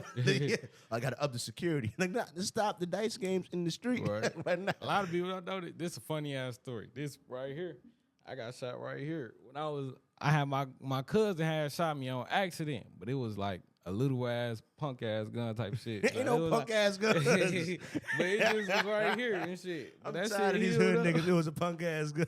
It's a gun, nigga. What is you talking about? All right, no lie, but it didn't stick or none of that shit. It was just like, I forgot what the fuck it was. It was some bullshit. Y'all niggas bug me out. How y'all be so nonchalant about the most serious shit. Everybody be saying that shit. Be like, yeah, I had to do some time. I had to sit up for a minute, call some sleep. And to call some sleep, nigga, you was in jail for 2-3 years. Shit, I'm fighting a case right now. Nigga, oh my God. No love. Shit be crazy, man. Oh my God. I had to pass July and August. I went to jail in July and August. Nobody fucking knew that shit. Cause shit, I just be keeping my shit low key. That's crazy. And then people be like, oh, you was gone for a minute, where you been? Shit, don't worry about it. Yeah. Listen, I'm dealing with shit. My job, they love me so much. They just like, shit, come on. Yeah. You feel me? You do the best anyways. We need your ass. Yeah. So shit, I be fucking with it, you know. That's crazy, man. That shit always bugs me out, man. That's nuts, man. I couldn't imagine. I couldn't imagine that, man. That's rough to deal with, man. That's rough, man. Jesus. That's crazy. I had to go to work that day. It was literally like an hour before I had to go to work. I was just sitting on the fucking phone with my brother, and I looked down the hallway. I was in an apartment, the same apartment I just moved out of the first of this month. I looked down the hallway. I'm like, bro, I ain't no fucking crackhead in no ski mask. I said, bro, who the fuck is you? He was all the way down the hallway. That's how I knew he was scary as hell. But he started blowing and shit. Wow. And I ain't even move until like I ain't moved till the last shots went off. It ain't like I froze up or nothing. I'm just like, this nigga a bitch. Because if you don't get up close, I'm not in fear of you. You're not really trying to do nothing. Yeah. Hallway long as hell. The hallway probably 100 feet. Yeah. That's how long that bitch is. I just looked at you. You like, you not even halfway down here. You not even nowhere close to my door. Yeah. I said, bro, who the fuck is that? And he pulled it out. Rookie move. You cocked it back. Rookie move. And he just got the blowing. And I'm like, I wasn't worried or none of that shit. And he wasn't even chasing me. He was blowing going the other way. Yeah. So I'm like, he not really trying to do nothing. He just a young nigga who want to be somebody. Yeah. He's scared for real. You know what I mean? I didn't have this question on here. You know what I mean? But, you know, one thing I've noticed about some gangster guys that I've dealt with is like they low key. Some of them be like low key sensitive and emotional. You know what I mean? And the craziest thing is that like one time I got into this nigga and it made him more mad and I didn't understand what happened. Like so we had got into it right, and I wasn't on. I didn't even see it that serious. You know what I'm saying? But yeah, he was like he was getting mad or whatever, and I said, bro, I apologize. You know what I mean? I think I hurt your feelings. I'm sorry. He said, and me saying that I hurt his feelings got him. We don't got no feelings. My feelings been gone a long time ago. We kill niggas and go to sleep, nigga. We don't got nobody. My feelings been gone a long time. Ain't no feelings. You ain't hurt nothing. I don't got no feelings. I don't got no feelings. And I'm saying in my head, like, bro, how mad? There's a lot of, you know, anger's a feeling too, right? I mean, like, no, you see they say you got no feelings. Meanwhile, there's a whole lot of feelings. The fuck up. Exactly. Like, that's like when a nigga, that's how you be like, calm down. And a nigga be like, I am calm. I'm like, listen, all right. Like, you can't say, I am calm. That's not calm. Right. That's not calm. You know what I'm saying? Like, and I be like, man, sometimes you don't know what it gonna set a nigga off. Sometimes, man, you know what I'm saying? And you know, I be like, damn, man. So I just feel like you said, principles. You got to be in control of yourself at the end of the day. You know what I mean? Because that's the same thing I said about like a white person saying the N-word. You know what I mean? I'm like, you're not about to make me lose my job or crash out just because you want to say the N-word. You know what I mean? I can't allow you to have that control over me. You know what I'm saying? Just because you said something, and now I got to throw away my whole future, throw away all my plans, because now I got to crash out on this nigga. Right. You know what I'm saying? But like you ain't worth all of that, man. You ain't worth all of that. You know what I'm saying? Like, but even sometimes trying to de-escalate, saying, I apologize, I hurt you. If you ain't hurt my feelings. Yo, when I tell you this nigga got so mad at the apology, bro, it's almost like it would have been he'd have been less mad if I'd have just kept arguing with him. Right. You know? But me saying I apologize, I hurt your feelings, it's like, oh, you think I'm telling you, sometimes that's what I was trying to explain to this white guy. You don't understand the level of ignorance you could run into in the hood. You know what I mean? You don't understand how you be trying to, but sometimes you run into the wrong level of ignorance and there's nothing's calculating. You know what I mean? There's some niggas that just, they ain't even hearing you. I be saying that shit because, like, at my job, I work with a lot of white people too, obviously, but what they don't get, they not from where we from. So they don't know it's respect first, then play with me later. Yeah. They want to play with your ass, but they don't know how you play. Yeah. So saying the wrong shit. My brother, he worked at the same job as me. He punched the motherfucking manager right in the face because you talking to him reckless. You don't know this man. He ain't even been there a whole month. This your first day meeting him. Yeah. Why did you present yourself like that? Sadly, because he a white man. But he didn't know that shit. My brother, he a cool guy. He nice as fuck. But you disrespect him or don't. You feel me? It's respect first. Yeah. No matter where you go, it's respect first. He didn't get that respect first. Blew your shit out. Yeah, sadly. dog.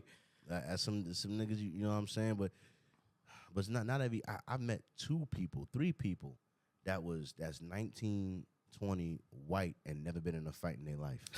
See, when you never been in a fight in your life, you don't understand that your actions have consequences. Yes. You don't understand that the shit you say, and not even just because you don't understand that. That's the reason why I do push-ups. You know what I'm saying? Because I understand the value of having a certain amount of strength in your body.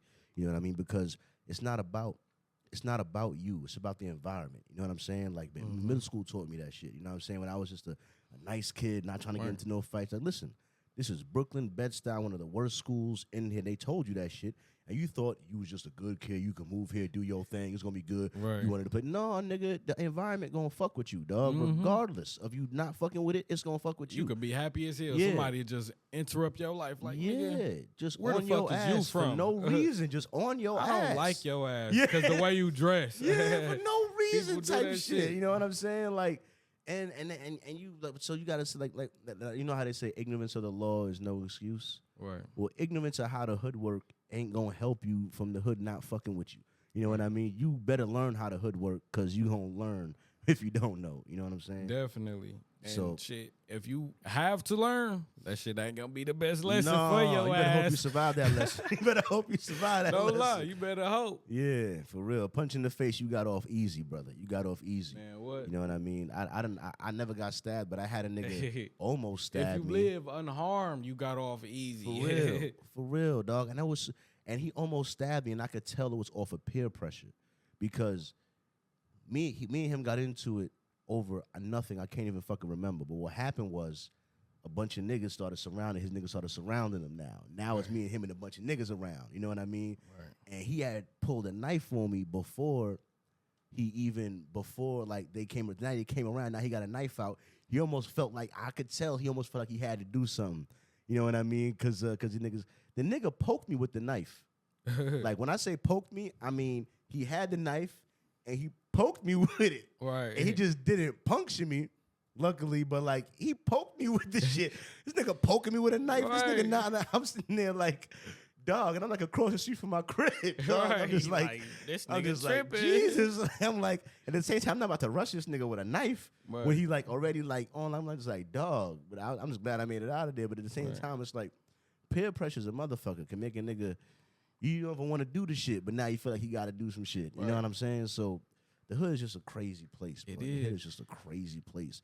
And Oh, I'm gonna bring this up just because this motherfucker texted me. Now, my cousin, a lot of my cousins, my family members, like I said, they went through that stage of downing me and talking shit about me. But back to what we were talking about, they only see the reward that I get. They see I dress nice and shit. They see I do what the fuck I want. I eat wherever all the fuck I want.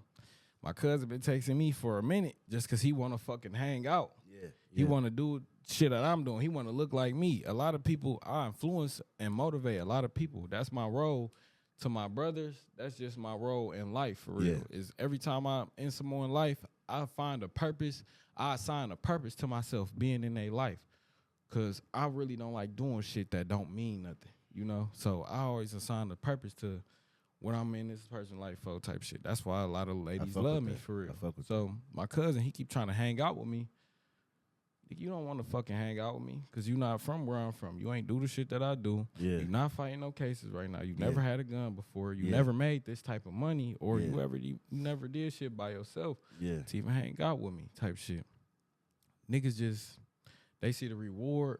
They don't see the risk or the patience in this shit.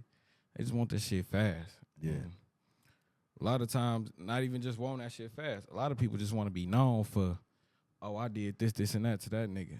Our community is fucking terrible. Yeah. People low-key want to hurt people just to have a name. People want they man. That's how they make a name sometimes. For Yeah. doing some doing unnecessary. You know what I'm Exactly. saying? Like, that's crazy. People want they mans to go to jail or want they mans to die so they can post that shit and be like, oh yeah, woo woo woo, man, free him, or RIP to him, da da da da. I'm a forever slide for you. That shit fucks up our community. My bad for burping so, but No, you good. You good. but Yeah, I mean, that's the Lulu. I don't know why the fuck my motherfucking cousin, he just keep trying to hang with me. You not in the lifestyle that I'm in. That's why I distance myself from my family, because once they see that shit, they be trying to get involved or just be asking me questions or, oh, you know how to get some money and this, and that, just because they think they know what I'm on. But no, you don't know what the fuck I'm on, and you're not even about to be part of this. Because if it was for you, you would have already been known to this shit. You already been, it would have been for you type shit. Yeah. They just, I don't know. Our community really fucked up. That shit's sad. Honestly. I thought of so many ways to, because if you think that once I found a legal way to get addies, and then when I was about to cancel my subscription, if you don't think that the thought of selling addies now that I got a subscription for didn't come to my mind, you bugging. Of course I thought about it. Man, I figured out a way to get illegal shit from the plug. I ain't got to ask nobody shit. I got the pills in my hand like this with a prescription, nigga. and I stopped. I could have done some shit. I got some pills on me right now that I know a nigga want me to sell, but I'm not selling them because I'm just not that type of nigga. You know what I mean? But if you wanna get to some money, if you can figure out ways to do it. You don't even need a plug to put you on in a lot of ways. If you're really diligent about it, you can find a way. Our city is damaged in a way where a lot of people, even bitches, this can go mostly for bitches. I'm sorry. This is mostly for the women. People don't have no goals. People don't have morals. People don't know who they is for real. Yeah. People they know what they want in life. They know who they want to be. They know what their dream job is. They know what job that'll make them happy, they'll be happy doing. They know all of that shit. They just want, you feel me? How to get to it. It's how to get to it. That's how the to thing. get to it. That's the thing. And like you said, the patience it takes. The patience. People don't see that shit at all. They just see a motherfucker one day like this. Like, you see, it's no post on my page. They see me one day, nothing on my shit, and I just make a couple fucking stories, and everybody think I'm rich as hell getting money. Yeah. Really, I'm not. Shit, that's old pictures. I'm just paying my rent, my bills, taking care of my shit I need to do. Right. You feel me? I don't got no fucking car, but for some reason, these women love me just because my mindset and where I'm trying to get to type shit. That's all I talk about. Yeah. So, shit, a lot of shit I don't even got to, people just not aware of. They corrupted. That's what I call that shit. The mindset, you rich in your mind first before it manifests in real life. Broke is a motherfucking state of mind. It is. It is. It really is. Broke is a state of mind. It is. You broke if you think whatever he doing will give me some money, so I need to fuck with him. Mm-hmm. You broke already. I'm telling you. And that's why, like with this podcast game, man, like I hear people say they want to start a podcast all the time. You know what I mean? And I always encourage them to go ahead. Right. You know what I mean? But I always be like, but you don't understand. It's a serious. It's not easy. It's not easy. Right. You know what I mean? Because here's the thing. I've been doing this since 2021. I've made $0 off of this podcast. $0.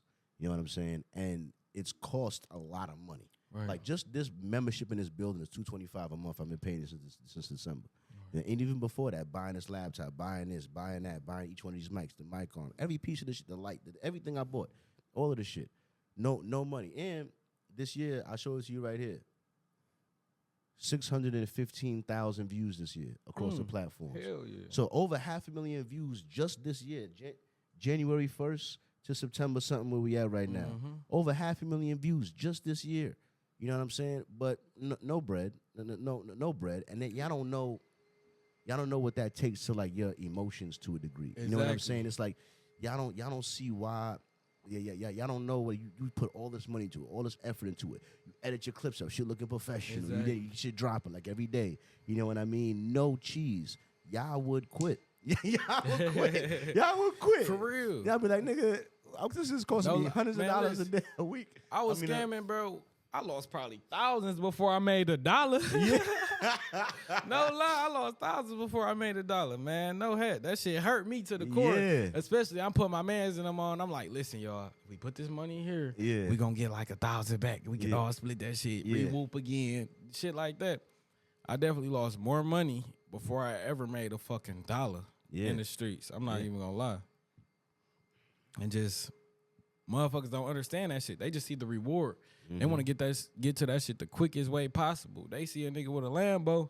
They ain't worried about how long it took for him to get that Lambo. They just like, how quick can I get that bitch too? For real. And I tell you something, bro.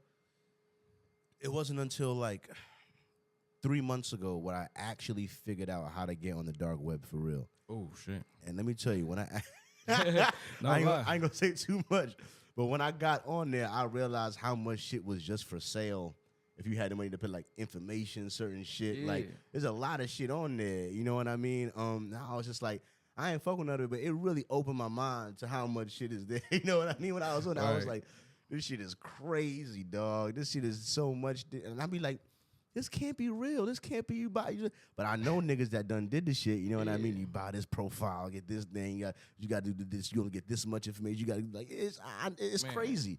It's low key a lot of work, a little bit. And in the back end, you know, to actually make it work. Actually look for that you know shit what I mean? too. Yeah, but it's like everything takes work. That's what they don't realize. There's no real easy way to it. Right. You know what I mean? Every way takes work. No one's just going to drop it on you. Even the bad ways, the good ways, every way is work. No matter which way you do it, it takes hard work. Exactly. And that's what people don't get. That's when they get to robbing and doing certain shit. They just with that instant shit. I think that gets them the most frustrated when they try to go the illegal route and that takes work too. Yeah. They be like, oh my God. Listen, if you want to get into anything, it take money to make money, nigga. Yeah. No lie. You gotta buy those profiles and they don't be cheap, nigga. Even if somebody fronting you that shit, you better pay him back. For real. No lie. You better pay that man back if he fronting you that shit. They gonna be on your ass, man. You must not have heard the 10 crack commandments. I'm telling you, man. No lie, but if you ain't got the clientele saying hell no, because they're gonna want the money, rain, sleet, hell, snow, nigga. Man, what? I'm telling you, nigga, for real. So, I another question I have for you. You moving off of that for real. What you call it? So the real question here, Bloods and Crips right here, all right? PS5 or Xbox? Shit. Okay. I'm competitive as fuck. I'm an Xbox, I ain't gonna lie.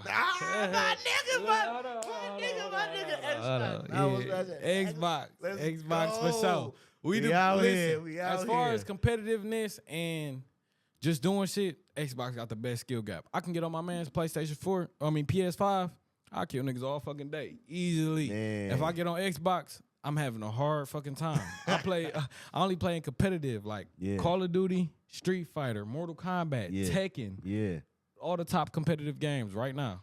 You feel me? So that's all I do. If I'm not feeling like I'm really gaining some shit, then I'm not gonna play that shit. Yeah. And them type of games make my brain go to work. That's why I don't watch TV, because I need some shit that make my brain go to work. Yeah.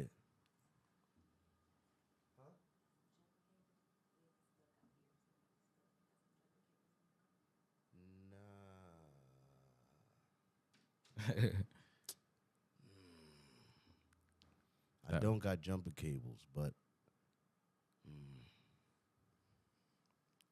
shit, they better figure it out. Yeah, I can't stop the pod right now. I can't do it. I feel bad. I got this little jump box thing that'll like jump it maybe, but I don't even know if it's charged up. That's the reason why I'm like, if I knew it was charged up, I might have gonna help. You know what I mean? But if it's not charged up, then it won't do the job anyway. You know what I'm saying? Because like I said, that Jeep is mad sus sometimes. You know, it had electrical problems when I first got it. I don't want to talk too much shit about it, because it's been rocking pretty solid the last 2-3 months. You know what I'm saying? But I don't want to put no bad karma on it. Yeah. But when I first got it, it shut down on me like 2 times, and I had got this little thing so I could jump it myself. You know what I mean? If it's charged up type shit. You know what I mean? But yeah, Xbox is where it's at, dog. I ain't gonna lie. I saw it on the PS2. I had a PS2 at one point, but my PS2 broke, and then my mom was like, "Well, I could buy you another PS2, but you've had PlayStation. What about the Xbox?" And I was like, "Fuck it, I'll try the Xbox." And I've been Xbox ever since. You know what I mean? Now, as a kid, I didn't know my mama was fucking with a lot of dope dealers and shit. My pops was one, then my brother father was one as well. So shit, I had motherfucking Xbox, PlayStation 2, and a motherfucking Nintendo 64. Wow. I had everything. I had Nintendo 64. And the motherfucking, we stayed in a 2-family flat up front. We had all the shit. We had the best Christmases and all that shit. Across the street, I didn't know that was a gun house, because I seen my first shootout at 8. I didn't know that was a gun house until that shit happened. So shit. Then downstairs, I believe they was just crackheads for real, but I didn't know. I just knew the one on the right, it was kids. They was naked every day. They didn't have clothes and shit like that. They was just fucked up, sadly. But as a kid, I'm laughing at that shit like, man, these niggas naked as hell. They ain't had no front window or nothing. It was fucked up. So it was like wind blowing in their house all the time. They used to just open the window. We used to just laugh at them. They didn't even speak English. That was fucked up. They didn't even know how to talk. And they was like kids, naked as hell and shit like that.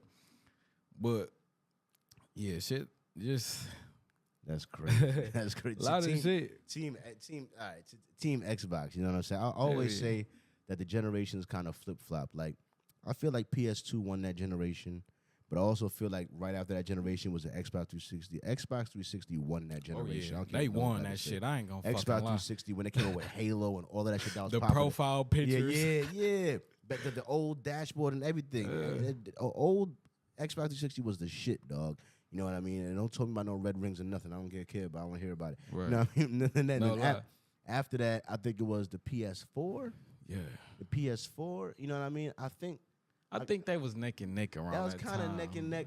But I ain't gonna lie. The Xbox One and the PlayStation 5.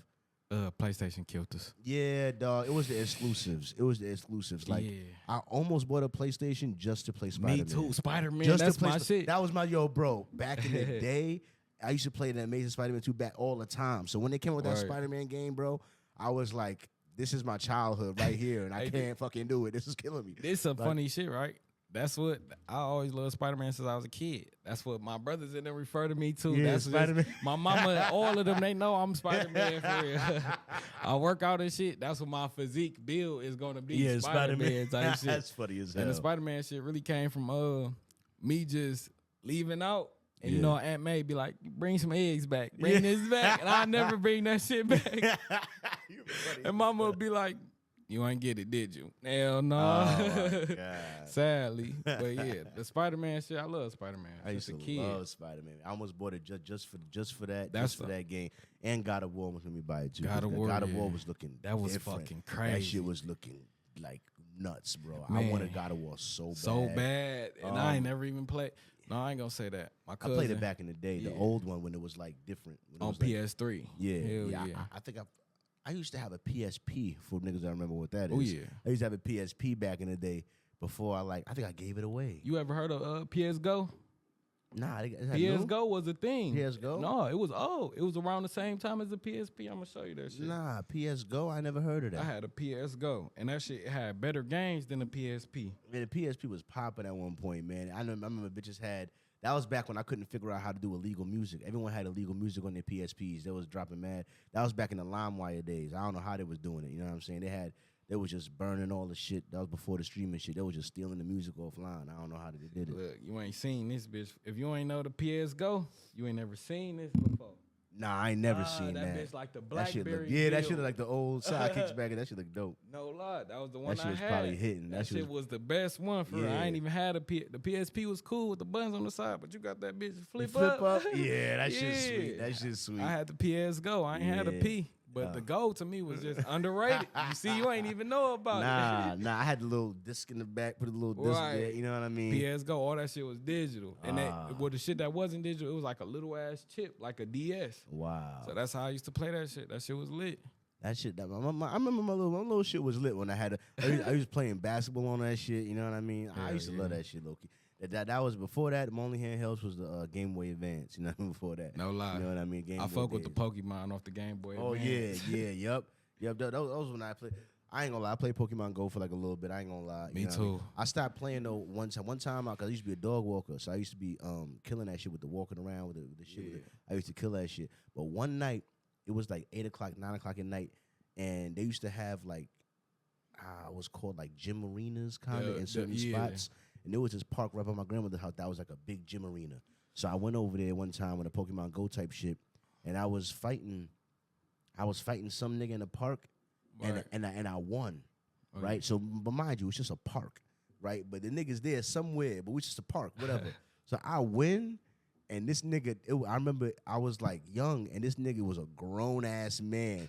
He got who the fuck was that? Who the fuck beat me? And I knew I just beat him. I was like, that was the last time I was like, niggas is getting really mad over this piece. Man, that was like 2016. I remember that shit. I used to play that shit too. Yeah, that shit was fun as fuck. No bro. love. Pokemon Go was lit at one That point. kept niggas active too for a good minute. Yeah, I was walking around and I was a dog. I used to kill it because I was a dog walking anyway. So I'm put this shit on and go walk around and bike and shit. I was murking in that game. I used to love that shit. You know what I mean? All right, so are you a fan of GTA 5?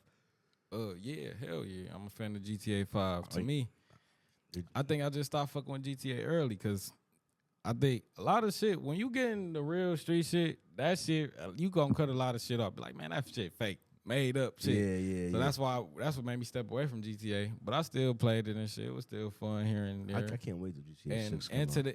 Highly anticipated GTA 6. It taking forever, dog. And I know that bitch. That shit About to take so much storage. That bitch about to be like a terabyte. I'm telling you, on its own.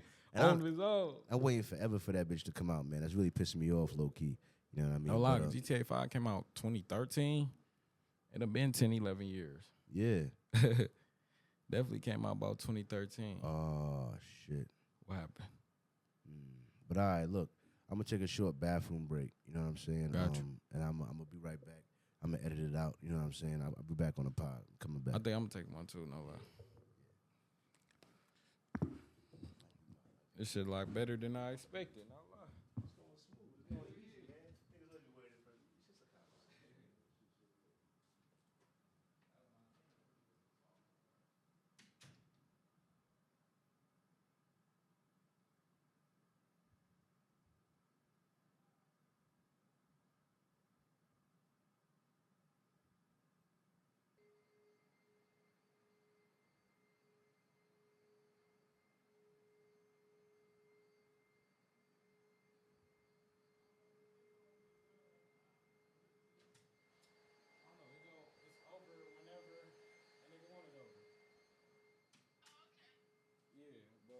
Most part, we still going with the questions. Everything is good right now. I talked about my street life, so I'm gonna let y'all listen to it. So y'all might find out some shit y'all never knew about me too. No, I'm just saying, y'all just gonna know shit y'all never knew about me. I'm a badass nigga for real. Y'all might not know. Yeah. Take a picture of me.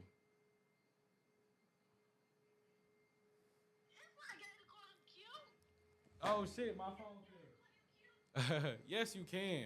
You cute too, sis. Damn. You know, all Kiana kids look good.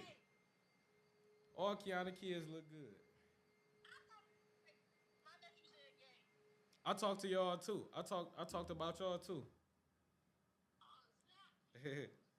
Look at me. Take another picture. Yeah. Take another one. Yes. King already got 1,000 pictures of you on my phone from the other day.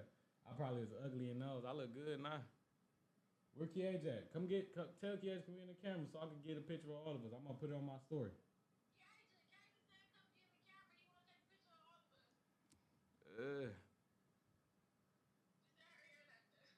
I don't care, girl. Your hair never done. I ain't trying to hold you. Come on, nigga. Get in the camera. Sit down. Sit down, man. Come on now. I don't care. Yeah, I like that. You say I like mama? That's good. These my sisters and shit right now. How you doing now, man? You gonna see your man's in 4K in a little bit. Yeah, man. All right, I'm gonna call y'all back later. Yeah, it's a good for you, man. You don't gotta use me. Give me the uncle. So Well, I'll try that shit though. No lie. all you niggas doing honey packs. Let me tell you something. This ain't the play. This is the real shit. Individually packaged. You could Google Blue Chew. It's a real company. I heard of it. I just never tried this shit. Yeah. This a sponsorship. We gonna talk about this shit? No. I bet. Damn. So you just giving this shit to me? It's just a gift for coming on the pod. Oh shit. Appreciate it, bro. I'm gonna try this shit for real. Yeah, knock them hoes head off. Yeah, my lady birthday coming up. I'm gonna use that motherfucker. Oh yeah, you gonna be half an hour before. You gonna be No ready to lie. go. All Yeah, right, I gave bet. him a jump and nigga gave me $20. Oh, shit. My shit worked. My little jumping shit. Oh, yeah. It was charged up. Jumped them right up. Oh yeah, damn. That's lucky. That's God. That's a miracle. I needed that 22. I was really gonna talk about that shit because that vibration shit worked, bro. And I'm in 3 occasions I done woke up with $1,000 in my account. Wow. And I done been like, where did this come from? Type shit. Yeah.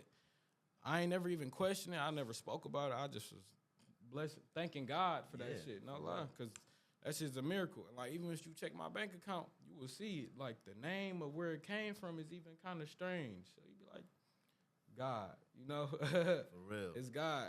real. That shit happened 3 times to me. No lie. Man, the boy been out here working. If I showed you my bank account right now. Oh yeah, I know your shit stacked. No. Oh damn. No. Okay, well shit. You investing into yourself I ain't to make better. I ain't know? mad at it. It is what it is, man. It You is what it invest is. into yourself to I make ain't better. mad at it. I ain't mad at it at all. You know what I'm saying? But yeah, all right. Editing. All right. We back. We back. You know what I'm saying? Hey man, your boy was just Superman out here making it happen. All right, dude. Listen, get a little jumper box. It's $50-something. You know, so you never know when you're gonna need to get jumped when you don't got no one else around, especially when you're driving a Jeep. You know what I'm saying? So just go ahead. Get yourself a little jumper thing so you can jump yourself. You know what I'm saying? Thank God that thing kept its charge. You know what I'm saying? Because it helped somebody else today.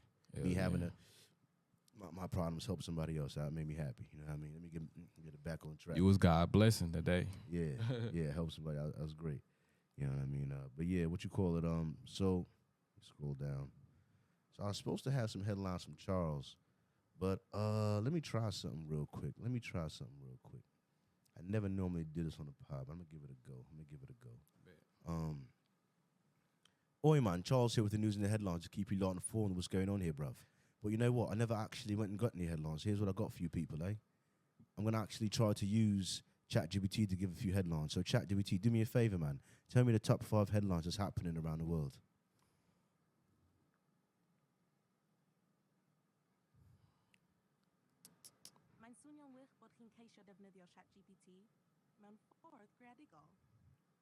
What the fuck?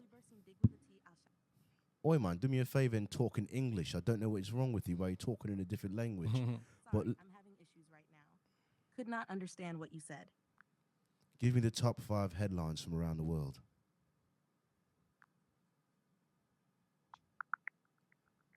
She's really stupid. I'm sorry about that. That's AI. She's working on it. Underdeveloped. It's supposed to be top of the line, you understand? But, you know, just Here rubbish. are the top 5 headlines happening around the world today. 1. UN Secretary General calls for action on sustainable development goals.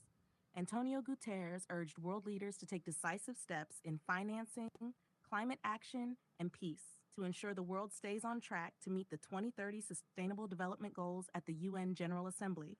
2. Women in Afghanistan continue fight for rights. that Afghan prime women are shit. advocating for their rights in the face of increasing restrictions, calling for international support to prevent further erosion of their presence in public life. 3.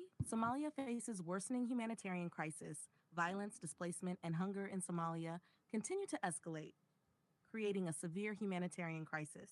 Clan-based conflicts and food insecurity are driving this worsening situation. 4. Consumer confidence sees largest drop since 2021.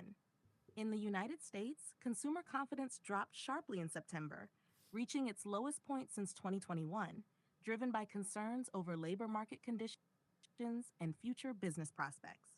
5. Carbon emissions from AI and cryptocurrency are rising. With AI and cryptocurrency mining demanding immense amounts of energy, experts are calling for better tax policies to address the environmental impact of these growing industries. Let me know if you'd like more details on any of these. No, that was quite enough. I appreciate you, bro. You don't want any fuck off now. You get me? Just fuck off. But yeah, that was ChatGPT headlines, all right? Listen, next time I'll ask for the top 5 headlines in America, all right? And not that I don't care about Somalia and what's going on over there in the Middle East, you know what I'm saying? But that's not exactly relevant to me. I cared about that last one, though, but the economy in America losing confidence and that sucked.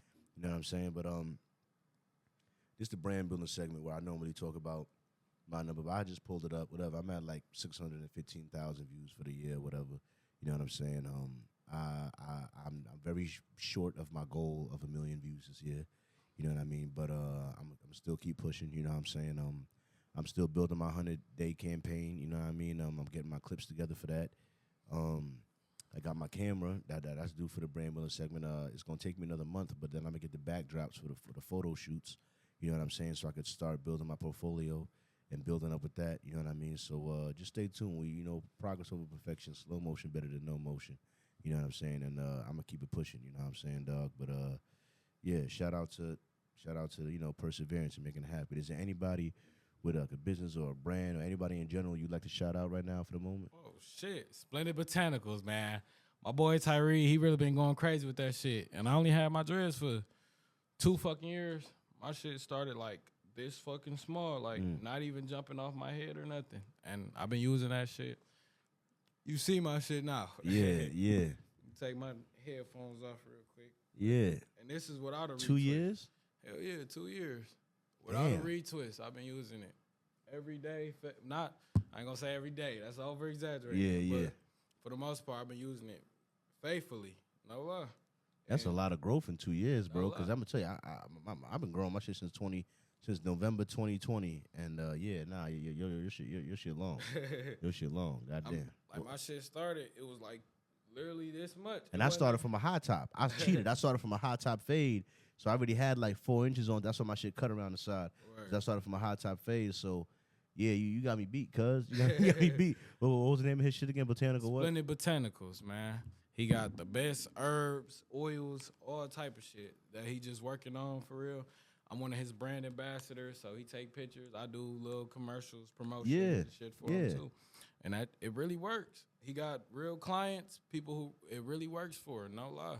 It cure baldness. I'm not even gonna lie, he got proof of it curing people baldness. Wow. I fuck with that. I fuck with that heavy. I have not had much nutrients being poured into my hair much. Maybe that's part of it. Nothing but stress. I got more gray hairs than niggas that's 10 years older than me. You know what I mean? All of my beard and shit for no goddamn reason. I'm telling you, I'm going to be Beijing just for Carl in about another year. I'm sick of this shit, man. I'm 30, not 40, nigga. Fuck y'all. You know, I'm sick of this shit. Right. I know niggas that's 40 that got less gray hairs than me. I be stressing, apparently. But yeah, shout out to homie and the herbs and the shit happening in the hair. That's important. For real. You know what I mean? Because your hair is a lot of vitality and a lot of connections to the. They say those are your antennas. You know what I mean? Picking up on a lot of things. You know what I'm saying? So I feel that shit. Hair definitely hold energy, cause shit. Yeah. When I was in a bad mind state, I honestly felt like that's like my hair surrounding my head was corrupting my shit. I had to lift my shit up and cleanse my shit multiple times before I started just thinking positive. But you definitely feel a dark presence trapped inside your hair. Wow. Same shit with the building I lived in. With the building I lived in, so much bad shit happened. People died in there. This a funny ass story. One night we was just in there and my brothers, we planned on getting a house together. I already had my own crib. They getting put out their mom's shit, whatever, whoop. So I had to move in my apartment, right? One day we just sitting downstairs on the first floor, selling what we selling, doing what we doing. And I told them, like, listen, it's a bad presence in this building, like a demon in this motherfucker. And they corrupt your thoughts and influence your movement, your actions and shit like that. Now, I've been telling them this before they moved in with me. But when they moved in with me, it was times I was like, I'm going to this girl house or this and that. So they'll be there by themselves. And they would experience the shit that I was talking about. Like, bro, I don't know what's wrong with me. But I just keep thinking crazy and shit. Like, these weird-ass images pop up in my head. That shit is some shit that's real. That's some shit that you should believe in. Yeah. Honestly, it's just... Because them just being there, I know I'm gone for like 9 days. The first time I started fucking with this girl, I was gone for like 9 days. Just 9 days. Just spend the night at her house and just shit. drowning in the pussy. Yeah. No fucking lie. For 9 days. And my brother called me every single day. Like, bro, you coming back home? Yeah. I'm thinking there's some shit wrong. But he like, listen, nigga. Whatever the fuck is in this building is affecting me. And that shit was real. One day we was talking about the shit downstairs on the first floor. And you hear a shriek from the basement. Nobody down there. But you just hear a loud-ass yell, like distress from a woman. But nobody was down there type shit. That shit, I believe in that shit to the fullest. No lie. And that's why I ain't saying I'm turning my life around because I got shot or this and that happened, whatever. I'm turning my life around for the better of myself and what the fuck I want to do in life. The image I see for myself and where the fuck I want to be type shit. So but part of, cause see, I always say I was asleep until I fell asleep behind the wheel. Like until I broke my neck, I broke my neck at 26. You know what I'm saying? And being that close to death made me take life way more seriously. You know what I mean? So I know you be acting like getting shot and shit. You know what I'm saying? But do you nothing? So you don't feel like these brushes with death have made you have a different respect for life? It definitely have, no lie. Because before I even got that close to death type shit, I ain't gonna say I ain't in the moment I wasn't panicking.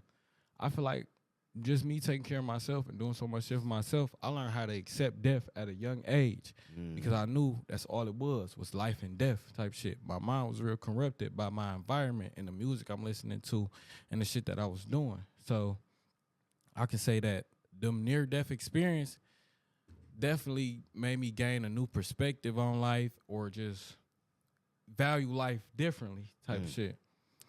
So with that, it was like a lot of people even asked me something similar to that. Like, oh, so you got shot. You want to change your life around. I'm like, no, it's not even that. It's that I got shot and shit. The moment I got shot, I felt like everything was over. I felt like I was on that good enlightened path already. I thought everything was over. But when I got shot, it made me realize that all the shit I did before was catching up to me. So now, get ready, strap up, you feel me? Hold it down, because, nigga, you did so much shit. This shit about to keep coming tenfold. And one of the things that the guy I follow told me a lot about trying to change your vibrations is that energy and thoughts become an entity. So he's like, when you live a certain way for a lot of years, that way of life, that way of philosophy becomes like almost like an entity and a spirit. You manifest that and life. You manifest, and that spirit doesn't want to die. So when it sees you trying to kill it, it does things to try. It's fighting to survive. So it's trying to bring you back to that vibration. So a lot of times when people try to break off, they see a lot of shit going wrong for them. Shit happen. But that's only that vibration fighting for its life to try to to bring you back to where you at. You know what I mean? I'm kind of glad you just touched on that because I've been fighting this shit for so long. Like I told you, I done been shot. I've been to jail like 4 fucking times. I'm fighting a case right now. Just a lot of shit I done dealt with. I know exactly what you talking about because, like I said, and then drugs and alcohol, that shit influenced that shit even more. Yeah. So I got mental issues right now. You feel me? My problem I'm dealing with right now is not necessarily trying to figure out who I am because I know who I am, but it's like when I'm out in public, I'm presenting Caden. But when I'm doing this, and that, I'm presenting Red. They know Red for this, but they know Caden for this type shit. Being Caden done got me hurt so many times type shit. It's like, shit, I might as well just stick to the Red shit because Red, he don't get hurt. That feeling shit don't affect me. You feel me? I can get this money and move like this, and that. So that's the mental issue I'm dealing with right now is just not necessarily figuring out who I am, but I'm constantly fighting. What the fuck? And I'll be honest with you. Let me be 100% honest with you. Right. A lot of the street element, a lot of the street shit, I don't fuck with. I distance myself from. Right. Because I just see the danger. I just been around it enough where I just want to run from it personally. You know what I'm saying? But at the same time, something about your energy, something about the way that you was because believe me, I knew through some other people, I've heard, I know what you be getting into in some ways. You know what I'm saying? But I also know, that's what I say, vibrations. I know what my mind, what my spirit tells me when I see you. And I'm like, regardless of what, I could tell. I was like, regardless of what the fuck his environment might be, this nigga's trying to do something different. Regardless of the influences around us, he's fighting against it.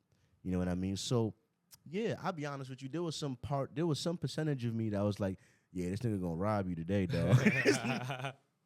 This nigga gonna rob you. Fucked around, nigga. You fuck around, you gonna find out. I was like, it's over for you, nigga. You done invited this nigga. It's over for you, nigga. They definitely think that. I thought, all your equipment's about to be back to square one. That's if you survive, nigga. Right. So I was like, part of me thought, but the other part was like, you know what, dog? His energy has never been like his, and so I was like, you know what?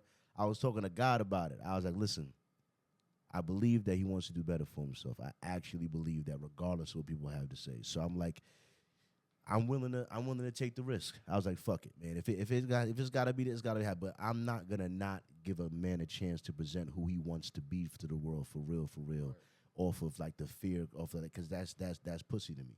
You know what I'm saying? So I'm like, nah. You know what I mean? I'm gonna trust my original feelings. You know what I'm saying? And I was right in the end. You know what I mean? Like, regardless of that shit, regardless of your upbringing and shit, I respect you fighting for positivity. Because like I said before the pod, you know what I mean? There's a scene in Scarface, you know what I mean? When he was like, you need a restaurant, he was like, you need people like me. You need people like me so you could point your fucking finger and say, that's the bad guy. That's the bad guy. You know what I'm saying? Right. But you guys don't have the balls to be who you want to be. You know what I mean? And back to the gangster question, I always felt like doing what you want to do, doing what you truly want to do is gangster. No lie. You know what I mean? And sometimes that doesn't fit other people's description of what they think gangster is or what they think it is. But having the balls to still be like, listen, this is how I feel. This is what I want to do, and I'm going to do it regardless. So fuck what you talking about. Fuck what you talking about. I'm this, I'm me, and I'm doing this shit. Yeah. You know what I mean? And that, to me, is gangster. That's gangster. You know what I mean? That's gangster. You know what I'm saying? So yeah, I respect the fuck out of fighting the entities, fighting the different influences. You know, that takes a strong spirit, a strong mind. You know what I mean? And they say the mind don't stop growing till you're 25. Right. So as strong as your mind and mental and spirit is right now, it's only going to get stronger. And as a guy that's 30, I'm telling you, every year, every month, every day, I learn to trust that inner voice more and more. Because I see so many times when it's right and I let the world or whatever make me go another way than what my voice told me to do, and it's fucked up. So I'm learning more and more to trust my instincts. Listen, you think your intuition. Trust my intuition. To trust it, because it's coming from somewhere. It has knowledge that you don't even understand where it's coming from. Some people don't understand that it might be a lesson from your future self coming back to let you know something. Yeah. People don't believe in too much of shit for real. But once you think on that positive level, your mind ain't nothing but what you want in life and what you bring to your life. So just think in that negative light, all you're going to do is steer towards the negative direction because you only thinking that shit. Yeah. That's all you thinking. So you just thinking that you going along the path that you meant to go. But no, you just thinking negative and all you know is negative. Exactly. So you just going the way that you know. Exactly. But that's not the way to go. Just nobody ever taught you different. Exactly. So that's why I was saying this one because one time I had a female pastor on here, and she was talking about how when she tried to change her life, some people just like didn't fuck with her or fell out of it in some way. You know what I mean? Right. And it's just like, and I seen the peer pressure of that because I always thought peer pressure is like one of the hardest forces to fight against. Because it'd be like, yo, if I smoke weed every day, but like I said, when I was trying to quit years ago, if I smoke weed every day, all my friends smoke weed all the time. So me trying to not smoke weed, at least on this path I was on, I had friends, I had accomplices, I had a whole group with me. Me trying to do this, I'm all alone. Them niggas is mad at me. This is like way like scarier in the industry. Like who's rocking with me with how I'm rocking now? You know what I'm saying? Niggas rocked with the old this way that was self-destructive to a degree, but me not being self-destructive. Now they feel like I'm judging them. That's like, how am I judging you just because I'm trying to change my life? Now you feel like I'm looking down at you because I was just with you. So how could you? I know where I feel you. You know what I'm saying? But just because I'm trying to do something different, you feel like I feel some type of way about you. You know what I'm saying? Like, and that's not the case. I feel some type. I've grown the shit that you doing, so now you think I'm just downplaying the shit that you doing because you still doing it. No, I just grown from it. Exactly. You can still do what you do because that's you. Exactly. Yeah. You know what I mean? So, and everyone grows at different paces, at different things that wake them up to different shit. You know what I'm saying? So, that shit just crazy, man. You know what I mean? But we came back swinging. All right. A lot of people take influence and motivation as hating, and I hate that shit.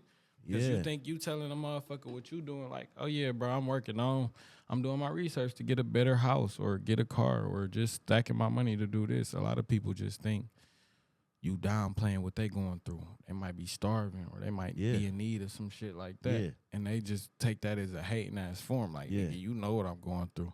You stunting on me. You flexing on me. Nigga, I want to take that shit from you. I want you to be in the same position as me. Exactly. Misery loves company. I'm telling you. That's what people got to understand. Misery loves company.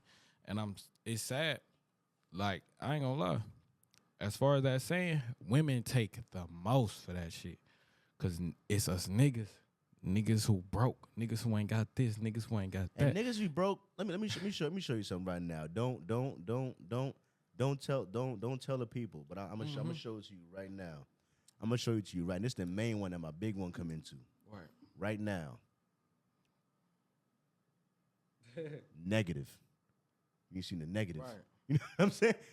I'm chilling though. But you here smiling, I'm you working positive, because you I know still doing I ain't mad about it because Right. I know I got another chick coming. I'm still working towards. You know what I mean? There's some niggas that be like, they can't function. They all fucked up. They Niggas will see that shit and just they be ready to crash out and kill somebody. I'm telling you. Just to get right. And no, just chill out. just stay on the Take your path you fucking want. time. Yeah, bro. take your time, bro. It's going, and I'm paying rent and all. I got other shit, but still, but like the whole point is, I'm just saying, rich and poor is a matter of mindset. You know what I mean? I know I'm working towards something. You know what I mean? I know it just was positive. Then I bought this camera. Then I bought this and Right. that. I just can't stop. I just can't take my foot off the gas pedal is the Right. problem. That's my problem. I keep buying equipment like a motherfucker. Right, Every but- chance I get a chance, I'm buying equipment, paying the bill.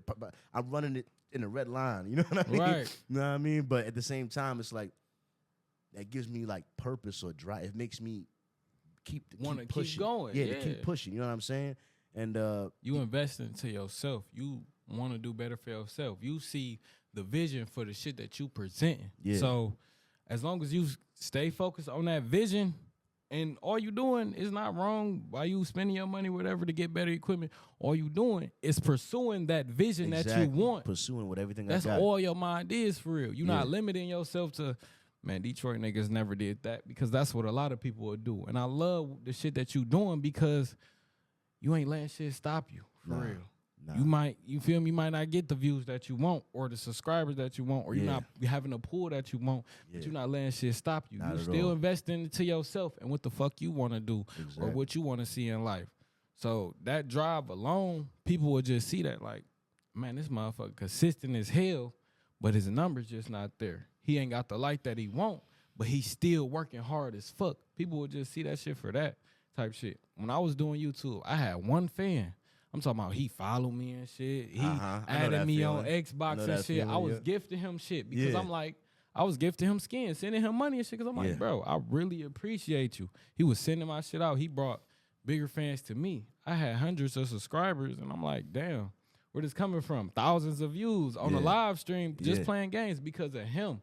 He did that shit for me, and I really like that shit. Yeah. That's what people don't understand. It's just they see the reward, they see what you can get out of it. They just don't see the patience and the They time. don't see the patience, the and the hard time. work they and don't see that. dedication into shit, that and if they shit. don't see the back. That's what I'm saying, man. They be like, listen, this is episode like 150, 60 something. You Right. know what I mean? Like, if you look on Podfade, they said the odds of you making it past episode 20 is like fucking 80%. 80% of people don't. I'm telling you, bro, the Podfade shit be crazy, bro. So many people start and don't continue.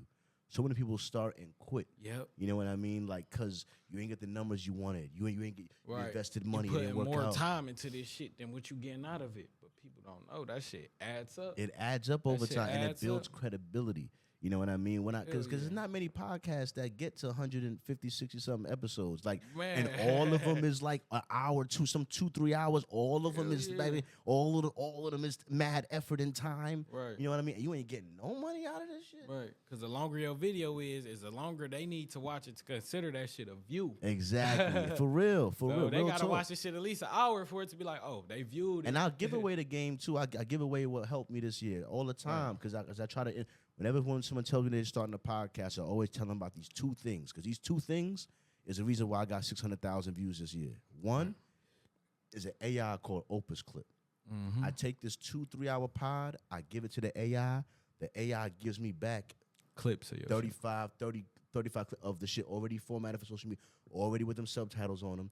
I just got to go in there and I tell it to generate the images that pop up in there. I edit the images and I edit all the little cuts that be like different little camera angles and shit. But at the same time, AI does a lot of that shit. Then I got another tool that helps me schedule the shit out over all the platforms and shit. That's how I'm dropping like my street interviews that I did at that festival. They dropping every day this week, all the way till Friday, Saturday. Or because I programmed them shits last night to go drop after I edited them, putting them in the shit. And I got clips dropping all this week too. You know what I'm saying? So there's ways to help yourself get it. But at the same time, it's like there's so much shit to learn. There's so much shit. Like I was just talking to one of my homies there. He's like my first real client. The first person I charged $200. He's my first real, and he's a black man that works in this building, works with young black youth. You know what I'm saying? And it was frustrating for him too because I couldn't figure out how to send him the file. I filmed it, everything was Gucci, but it's a 4K file, and I'm trying to send it to him, and it's not working. And it's like, this is something I'm trying to charge people money for. Like, Right. for me to go to your event, me to go to your thing, and now I can't send them the file. I'm like, what the fuck? My business about to crumble. Like, what's the point? You know? Right. But I figured this shit out. I figured out how to send them the file. I had to downgrade it to 1080p, whatever. I had to figure it out. But there's tons of problems that pop up and tons of roadblocks, and they make you feel like, why? Why am I doing it? Is it gonna work? Like, why should I? You know, but I always tell them the why. They always go back to that statute of limitations. It's just breaking that barrier. Yeah. Believe that barrier not even there. Yeah. No lie, because it done been times I'd be like, I'm going to just go for 100 push-ups today. I end up hitting 500 because Yeah. I'm drunk as hell. I'm Yeah. high as fuck. I'm feeling great. I never did 500 in a day. Never I ain't did gonna 500. lie. I think it was like August, maybe July. I was hitting probably 100 a day. And I always hit 100 a day. That's what got me nice and straight built. But I don't know. Something just tapped into my brain that just broke every limit I ever had, or every limit I put myself at. Mm-hmm.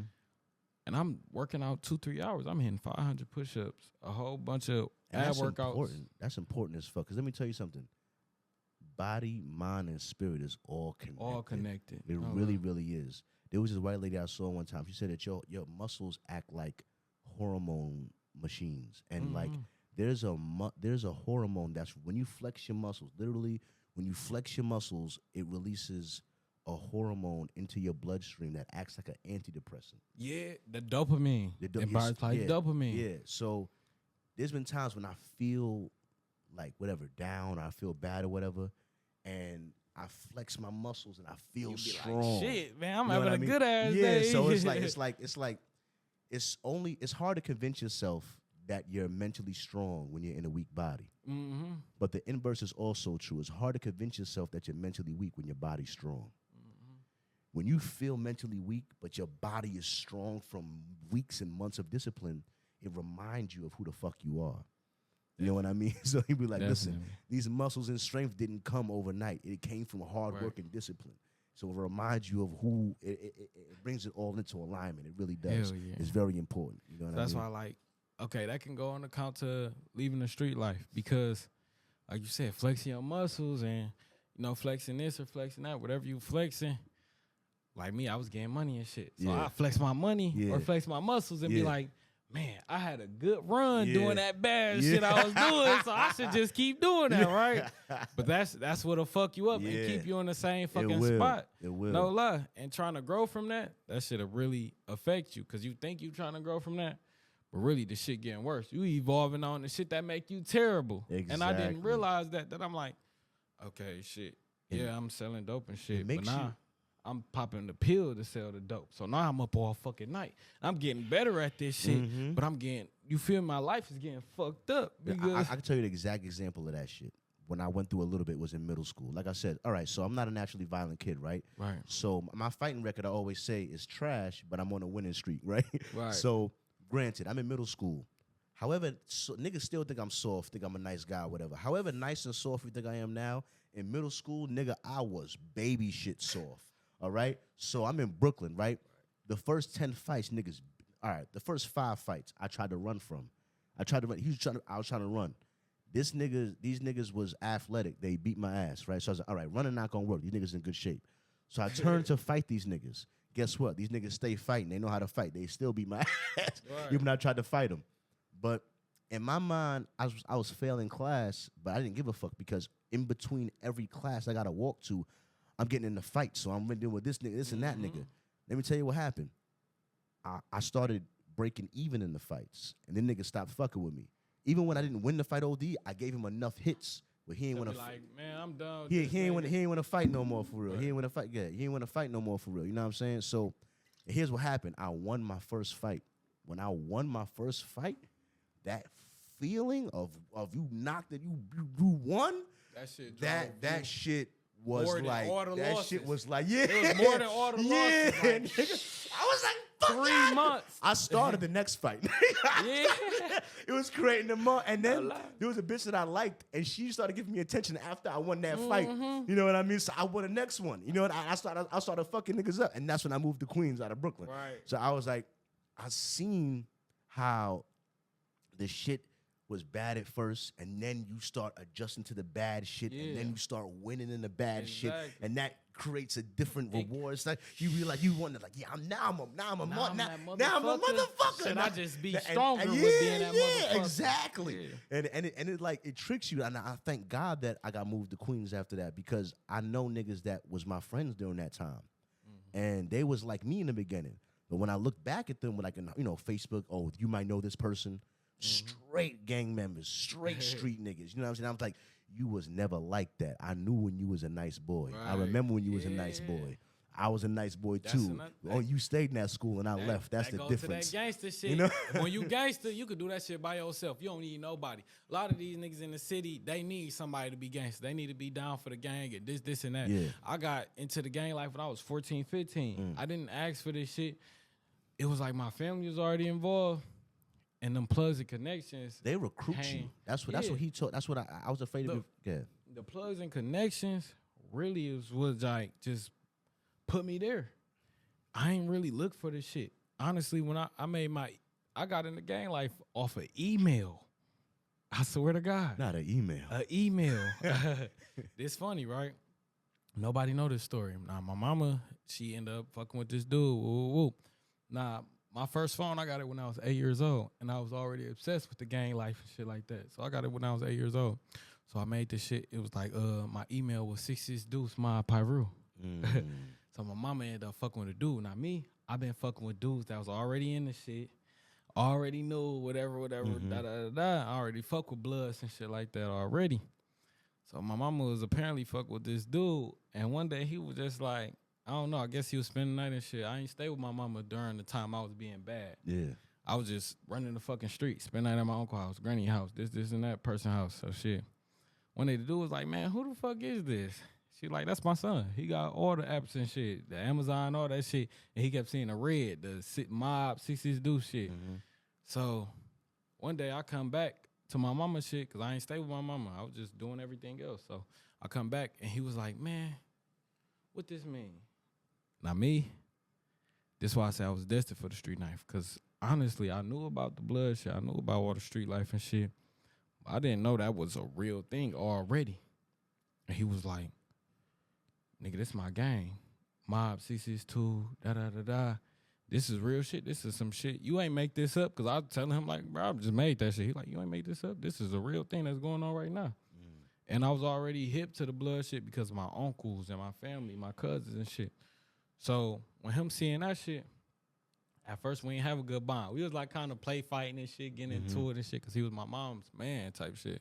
So it was like never none of that. And he ain't want to fuck with me because he thought if I got into that shit, by me already knowing about it, if I got into that shit, people would look at him like he's the bad guy. So it took us a long time to just build that bond. But once we built that bond, it was like he just seen like what was inside of me type shit. And I was gifted. He gave me leadership roles and motherfucking you can do this, this, and that, and blah, blah, blah. He introduced me to a lot of big people within, I'm not even part of the street life or the criminal shit. I feel like I'm part of the criminal underground type shit. That's how deep I got into this shit, because he seen me as such a leader, and I never followed nobody. I came in this shit by myself. I started this shit by beefing with them. I was beefing with them, and they was like, this nigga young as hell. Just the dude who I call Big Homie, he passed, RP to him. That shit hurt my heart. But he just seen something gifted in me, because I'm beefing with like 6, 7 niggas. These are 30, 40-year-olds, high-ranking members, all type of shit. So I got into that shit. I was not scared because I didn't know who the fuck they was. I'm trying to protect myself. Type shit. I didn't know they was these big names and shit like that. So me just showing that courage type shit or just that strength had him fucking with me. And he just showed me, like, I done been on stage with fucking Sada Baby, all type of shit. Just fucking with so many members and shit. And the shit was just good. He ain't never teach me nothing bad. So kind of back to that role model shit. He was my role model for real. Him and my granny, they was like my role models. They took care of their Brent and shit. Anytime my birthday came around for the past 4 or 5 years, they was the only one who gave me some shit. They'd give me hundreds of dollars or buy me some shoes, buy me some clothes. That's why they're my biggest supporters now. And RP to him, because me and him had a falling out before he passed. But before he passed, for real, me and him was working on getting our shit back together. Yeah. And the shit, it killed me because the Yeah. police killed him. And it wasn't supposed to be like that. It was a mistake type shit. So that shit kind of hurt me to this day. I ain't gonna lie to you. That's fucked up. And that shit just hard to kind of bounce back from because I got homies calling my phone and shit like, you know, is everything good? And I don't really want to hear that shit because that shit hurt me. That was like my father type shit. Yeah, I feel you, dog. Me and him got a better bond than my real father type shit. He taught me so much shit. Man, I was going to strip club like 14, 15 with gang members and shit, throwing hella cheese and shit. I got pictures of me with $20,000 in my hand. That's crazy. Shit like That's why I that. got so mad. One of the last times I got into it with my stepfather when I was living with my mom, is because like we went through that. We had went some back and forth with some shit. He tried to say some shit like he helped raise me or some shit, like some shit like that. And I'm like, I said, nigga, you ain't raised me. Like just because you was here, don't mean you raised me. Because the bottom line is this, nigga. If I ever needed any money, I never went to you ever. If I ever needed advice, I never went to you ever. You never gave me any money or advice and any guidance in life. But you want to act like you raised nigga because you was here. Shut the fuck up. Right. Shut the fuck up because you was here. You only did the shit that you did because you fuck with my mama. Yeah, You knew you that's ain't- what she would like. yeah, you ain't do that never- shit because you fuck with me. Exactly. You just did that shit because you know she wanted you to do that Exactly. shit. You was never in that. You was never built that relationship, dog. So don't act like, you know what I'm saying. I was nice to you out of respect for my moms. You know what I'm saying? But for you to act like you raised me or some shit, nigga, shut the fuck up. For real. That nigga made me. No, nigga, you ain't raised you. You ain't getting no credit. Shut the fuck up, nigga. That's how I felt about it. That's one of the last times I got whatever. You know what I mean? But I had to correct that shit immediately. You know what I'm saying? Because at the end of the day, a young man is looking. He does look for guidance. He does look. He does look for advice on certain shit. And if you not a guy that he ever looked to for advice or any sort of guidance, He gonna resent you. there's no way he's gonna give you credit for that shit when he's no fucking way. Exactly. Because I was a lost nigga trying to find my shit, and you had no help in helping me find my shit. Now I found my shit. You want to act like you did something? Shut the fuck up. Right. All right. Because you wasn't the one that pointed me in the right direction, dog, or gave me anything that was working in the world to use in any way. You know what I mean? So get the fuck That's out why of here. me and him, we resonated so well because, for one, I didn't stay with my mother when him and my mother got together. I stayed with my grandmother, and I was running the fucking streets. So he never seen me. He just seen my name on the TV and signed into the YouTube and shit. So when he first seen me, I was like 14. I already had the gang shit as my email since I was 8 years old. I didn't know crazy. that was gang shit. I thought I made that up. And that was my email and shit. So really, a lot of people say it was destined because that was some shit my father was into as well. And I didn't know that. So all this shit came to the light as I got closer to him type shit. And we started doing like fraud and shit like that. Just bad shit to get money to take care of the family. Me and him built a good father and son bond type shit. Yeah. He taught me everything I know. He really made me the official blood that I am. Yeah. No lie. And a lot of people don't even know that shit. But he made me official for real. And it was all just to take care of the family because one time him and my mama got into it. It was like he wasn't even there for my mama no more. He was just there for my brothers and sisters. And them not his kids. Yeah. My sister is his kid. My youngest brother, that's not his kid, but he treat him like his kid because he started fucking with my mama when she had him type shit. Yeah. So it was like just him doing that. I'm talking about, bro, when I was going to school 12th grade year, it was a Charger, the newest Cadillac, and the newest Pontiac in my lot, and a Jeep in the front of that shit. We had 3 cars in the lot. One just parked in front. Just for niggas to be like, shit, if you come over here, you need somewhere to go, jump in that bitch and do what you need to do to make money. Yeah. Me and him made so much money, we started bonding over money. Because when I like I said, I ain't fuck with my mama. She was putting me out and shit, woo, woo. Me and him started bonding by me being with my mama and shit like that. We was getting money. He assigned me like, he thought he was teaching me some shit, but I'm teaching him some shit. Like, listen, you know, you can do better with this, this, and that. And he was like, shit, we gonna work with that. We gonna work with that, yeah. So he'll give me some shit. He was doing the shit. I'm going to school and shit like that for just a year straight. And we got cheese like a motherfucker. That's the only reason why. That's the only reason why. One of the only reasons why I changed my mind on, to a degree, on dating single mothers, because I know that my mother was a single mother for real, and I had a stepfather in the situation. I know that if he was a different type of nigga that was offering that that guidance, that shit I needed, that I would have been receptive to that. Right. You know what I mean? But he was just never that type of nigga. You know what I'm saying? So I know as a man stepping into a situation where a girl has a young kid, you know what I mean, that if I know that if I present that and if I pour guidance and love into that kid, regardless of that kid not being my kid, that kid will grow up and respect me to a degree. You know what I mean? And will appreciate the fuck out of me for offering them stability and guidance in a formative time in their life. You know what I'm saying? Right. So that's the only reason why I would give a single mother a chance at this, especially if she got young kids. You know what I'm saying? Because, like, I know I got a lot to offer as far as guidance and love and shit. And I know, because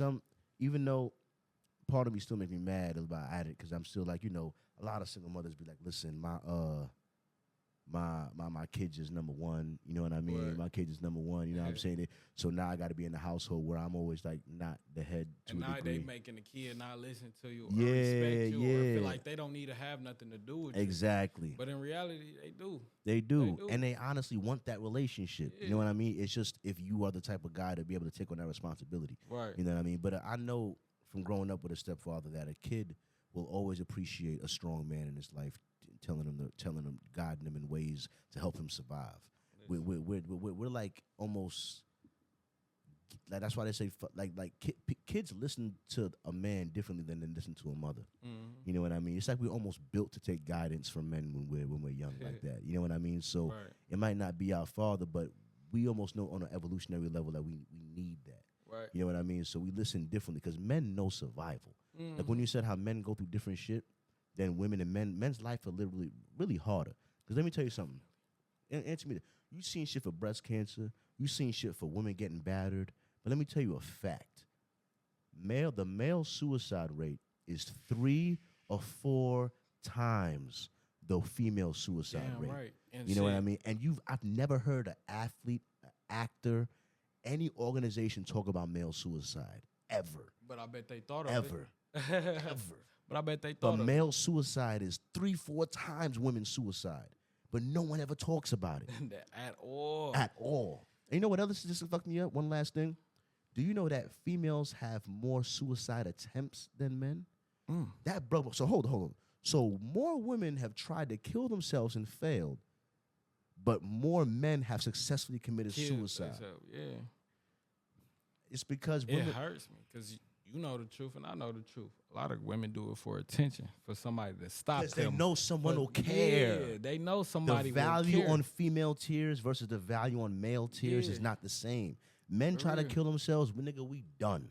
We out of here. We ain't even about to give you a warning. It's done. It's done. When we done, it's done, nigga. Yeah. We ain't doing a cry for help because we don't no one give a fuck for real. Right. We done. When a woman do it, she's like, oh, somebody feel sorry for me. Somebody gonna stop me. Yeah, that's why women do that cutting shit. The men ain't cutting themselves doing that. We don't do that. We about to shoot ourselves in the fucking head. We done, nigga, it's done, nigga. Yeah. I asked a girl one time that tried, and this shit blew my mind, bro. I can't make this shit up. It blew my mind. She tried to commit suicide one time, and she said that she did it off of pills. And she said the reason why she did it off of pills is because she thought that the pills, she could still be pretty in the casket. And I was like, so you telling me that you picked a method of suicide that you thought wouldn't make you like look ugly, like that thought. I'm like, nigga, if you're trying to kill you, like, men will jump off a building, blow up. We don't give a fuck about what we look like. We ready for this shit to be over, man. Yeah. And she thinking about what I'm gonna look like when I die. Not to be fucked up. I'm just saying. That's just some shit that shouldn't be even an account if you really that ready to go. Exactly. But niggas and women is just totally different. And the fact that no one ever talks about male suicide as opposed to all of this shit with women, all of this that's why there's more female and children at homeless shelters than there are men homeless shelters. Because no one really, niggas look at weak men or men that, not even weak, just going through something at a time. Yeah. Like, if you're not able to be a man, it's sad to say, bro. Because niggas are like, you don't even have to do this shit on purpose. A lot of motherfuckers get jealous of me because I'm the age that I am and I'm doing better than them. My credit good as fuck. Yeah. I just know how to make a way for myself. So a lot of niggas get jealous and you may not know it or not. But you hurting that nigga just because your life is being okay and you doing shit right.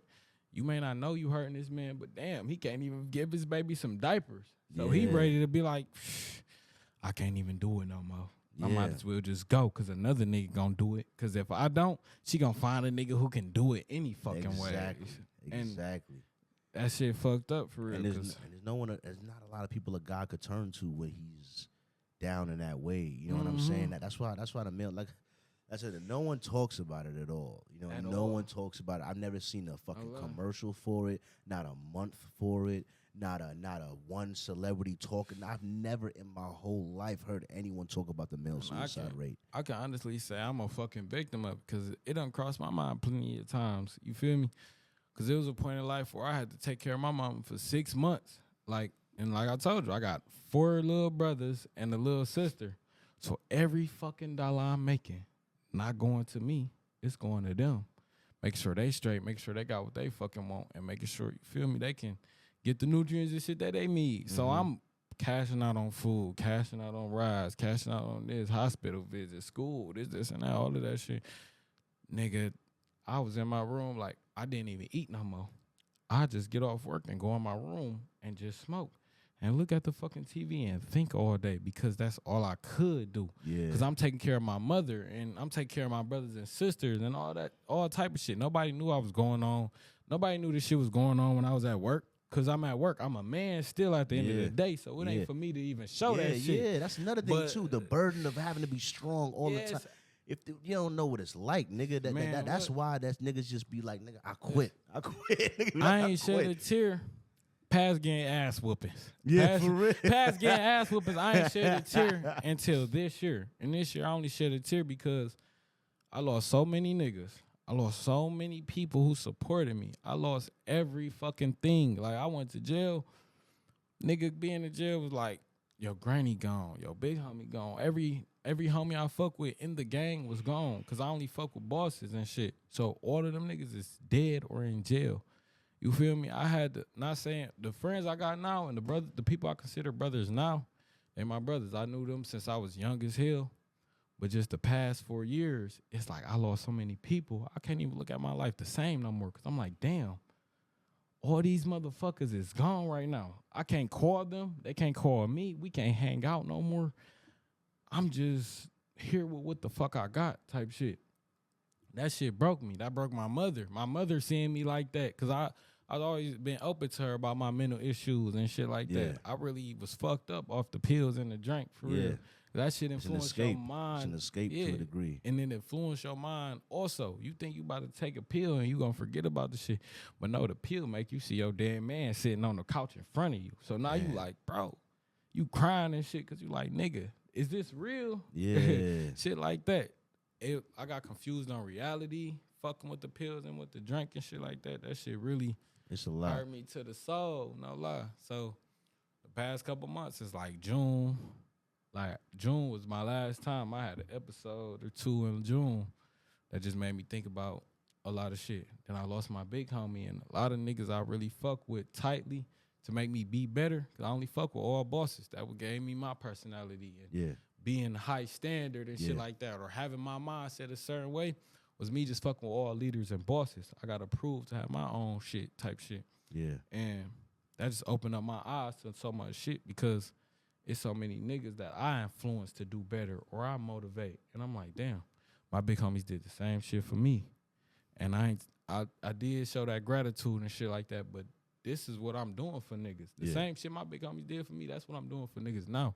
It's people who see me as a light or image or they see something special. And I be like, I can't let these niggas down because they fucking with me because they see something. So maybe I should just step away from a lot of shit and present the shit that they want me to present. So now I'm a leader now. I run young niggas. Young niggas come to me like, Brian, somebody killed my sister, somebody raped my sister. Nigga, I want to do something about it. Yeah. And that shit hurt me to hear them type of stories. But I'm like, bro, listen, your job for that shit happening, your job is to do better than, you feel me, what the fuck led them to that. Or make your mama proud. Take out the trash. You feel me? Do this, and that. Get a job. Buy her a crib. That's my dream for real, to buy my mother a crib. Because I feel you on she that. still got babies now. My brothers ain't grown yet. Them niggas still like 12, 11. She taking care of them now to this day. Yeah. So whatever I can send to her, I'm going to send that shit to her. But I want to get in a position where I can be like, Mama, here go your house. Yeah. Take them niggas to school. Squash That's all all that you shit. gotta do. Yeah. And I I'm gonna feel you on feed that. you, give you whatever you want, type shit. That's my goal right now. They always say, but it's a quote that they say, I don't know how I feel about it, but I feel like there's a reason why it exists. They say you're not a man until your father dies. Because once that happens, you know that it's on you. Right. And you either going to break or be made under that weight. Right. You know what I mean? And that shit is real. That shit exists for a reason. Right. You know what I mean? And what I will say is that I'm very glad. Thank God I had you on here today, because I know that there's a lot of niggas I can't reach. Right. They're not going to respect where I'm coming from. They're not coming from. But there's a lot of niggas that I can't reach that you can reach, that'll listen to you. And the fact that you're giving them that message makes me very happy for helping to amplify that message. You know what I'm saying? So I thank you very much for coming on today. And I got 2 last questions for you. Appreciate it. If you could give your 15-year-old self, normally I say your 20-year-old self, but if you could give your 15-year-old self a message or advice, what would you tell your 15-year-old self? What I would tell my 15-year-old self is, don't get distracted. For real. I feel like I would have been so much better if I never got distracted, but it was just the parties and the bitches and niggas doing this, and that just made me influenced to just not necessarily being like them, but just being around that group of people. That's what you gonna see. That's what you want to be. I had hella money when I was 15, for real. I had plugs, connections, all type of shit. Like, I seen my first $20,000 when I was 15. Wow. And what I was doing, going to strip clubs, paying for rides, doing this and that, getting designer clothes and shit like that. I ain't had no responsibility, so it's not my fault. But just me not having no responsibility, I had an amazing lifestyle, for real. It's not what I wanted, but at the time, it felt like that's what was good. No lie, like, nigga, nobody at 14, 15, I got my first tattoo, I was 14. Bitches love that shit. Nigga, I'm just so caught up in the hype and caught up in the life. I'm just getting all this money and shit, and I ain't worried about no consequences. But slowly but surely, watching my homies drop off and shit like that, or people just drift away, losing all of that shit, trying to get it back, all type of shit that just happened. That was like, I wasn't supposed to get that shit like that in the first place. That's why I lost all that shit. Yeah. That's why I wasn't supposed to have that shit in the first place. All the shit that I did was terrible, and I got over that shit in the worst way. So God took that away from me because I didn't deserve it in the first place.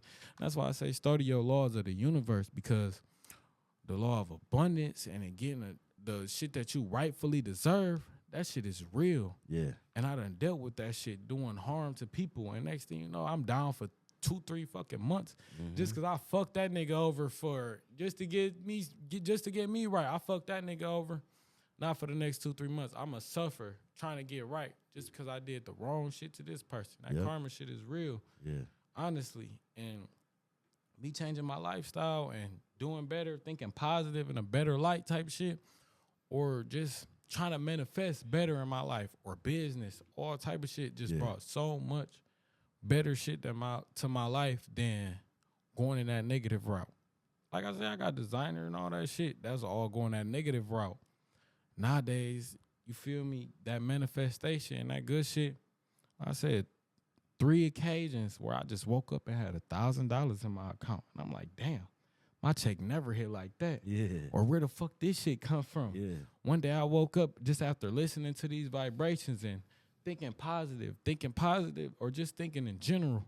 That shit will project the image of the world into real life. Perception is reality. Perception is reality, like a motherfucker. Because you think somebody gonna shoot you, they is. For But real. when you think, nigga, you ain't worried about that shit or none of that shit gonna happen, you gonna get some good shit in return. You feel me? Gratitude is the greatest power on this fucking earth. Being grateful for what the fuck you got and being grateful for what's going on in your life, no matter how bad shit is, that's like a superpower. I'm not even gonna fucking lie, because I done been in tough times where just showing gratitude, like, you know, yeah, I'm hungry as fuck. Yeah, I'm fucked up right now, but I'm grateful that I'm still alive and I learned how to survive. So spend this little money. I don't woke up in a motherfucker. I don't woke up, check my mail, and I done had a check that say, for bills only. Yeah. And I'm like, shit, all my bills is paid. $650 check. You feel Yeah, me? for I can real. send that shit out, and all my bills is paid. It done been shit like that where I just woke up with just money just from manifesting that shit. I sleep with the vibrations playing and shit like that. That shit really added on to my life. The hurts and the shit. I be able to No listen to lie. that. No lie. And you gotta dig into that shit for real. I respect the fuck out of Study it. some shit before you go to bed, or just read some shit. You ain't even gotta read. Just watch a 15, 30-second video, and that's gonna teach you some shit. Before you go to bed, look into it. Dive deeper into it. Try to manifest the shit. Affirmations is something that people really need, because creating an affirmation, like, wake up every day, say, I'm great. I will be successful. I will do this. I will do that. Or I will be better than what the fuck I was yesterday. Yeah. That shit'll really help you without even trying. Just subconsciously, that'll influence your mind to be like, you're better than yesterday. We're gonna be better than yesterday. Because one thing the dude had told me, he was listening, he was like, yeah, action is a part of it, but like trying to change your life only through action. Like your mindset influences your action. So action is like an effect, like not the cause. The cause is your mind state. That causes the action. You know what I mean? So change your mind state. That'll change your actions. That'll change your life.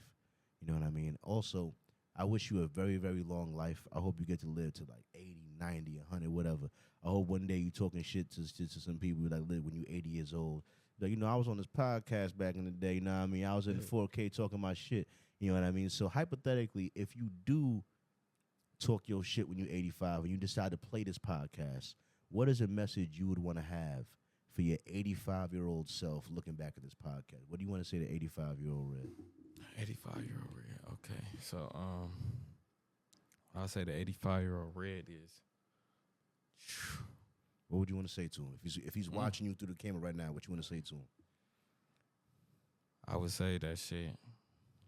I hope that everything I ever dreamed of, everything I ever hoped for, everything I fought for in life was accomplished. Even if it's not accomplished, I hope that my mother, I hope that she has been well taken care of before I depart from this earth, because that's the closest thing to me as of right now is my mother, and she just knows the most.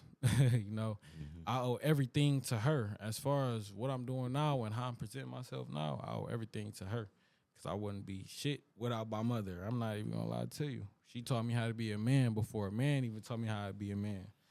And just my big homie in general, we connected so well. Being my stepfather, we got money, not just for us, because he showed me the drip and the fashions to do. We got money for my family, my brothers and my sisters. That's why it hurt me that he's gone right now. Yeah. And a lot of people don't know that shit, that my stepfather is my big homie type shit. But that's just some shit I can open up to now.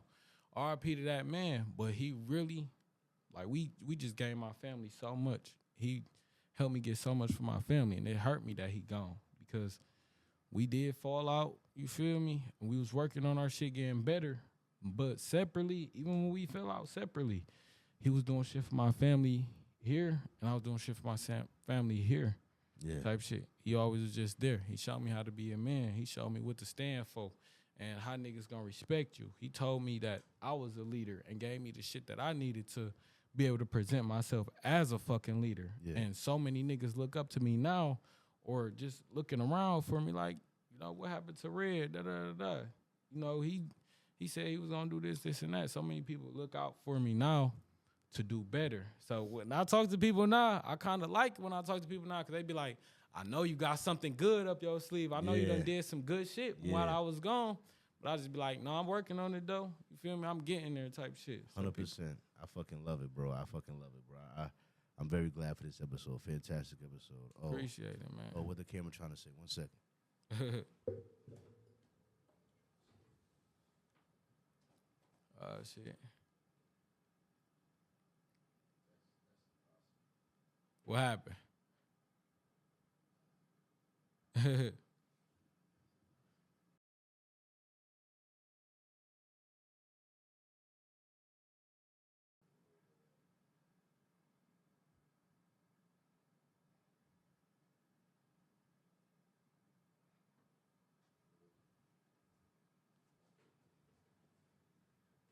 Hey, I'm gonna end every podcast the way I always end the podcast. You know what I'm saying?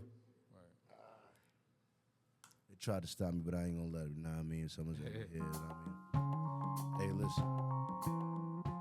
Like I always say, there's a lot of places your ears could be. I'm honored they chose to be with me. When in doubt, use calm honesty to express your vision. And most of all, thanks for listening.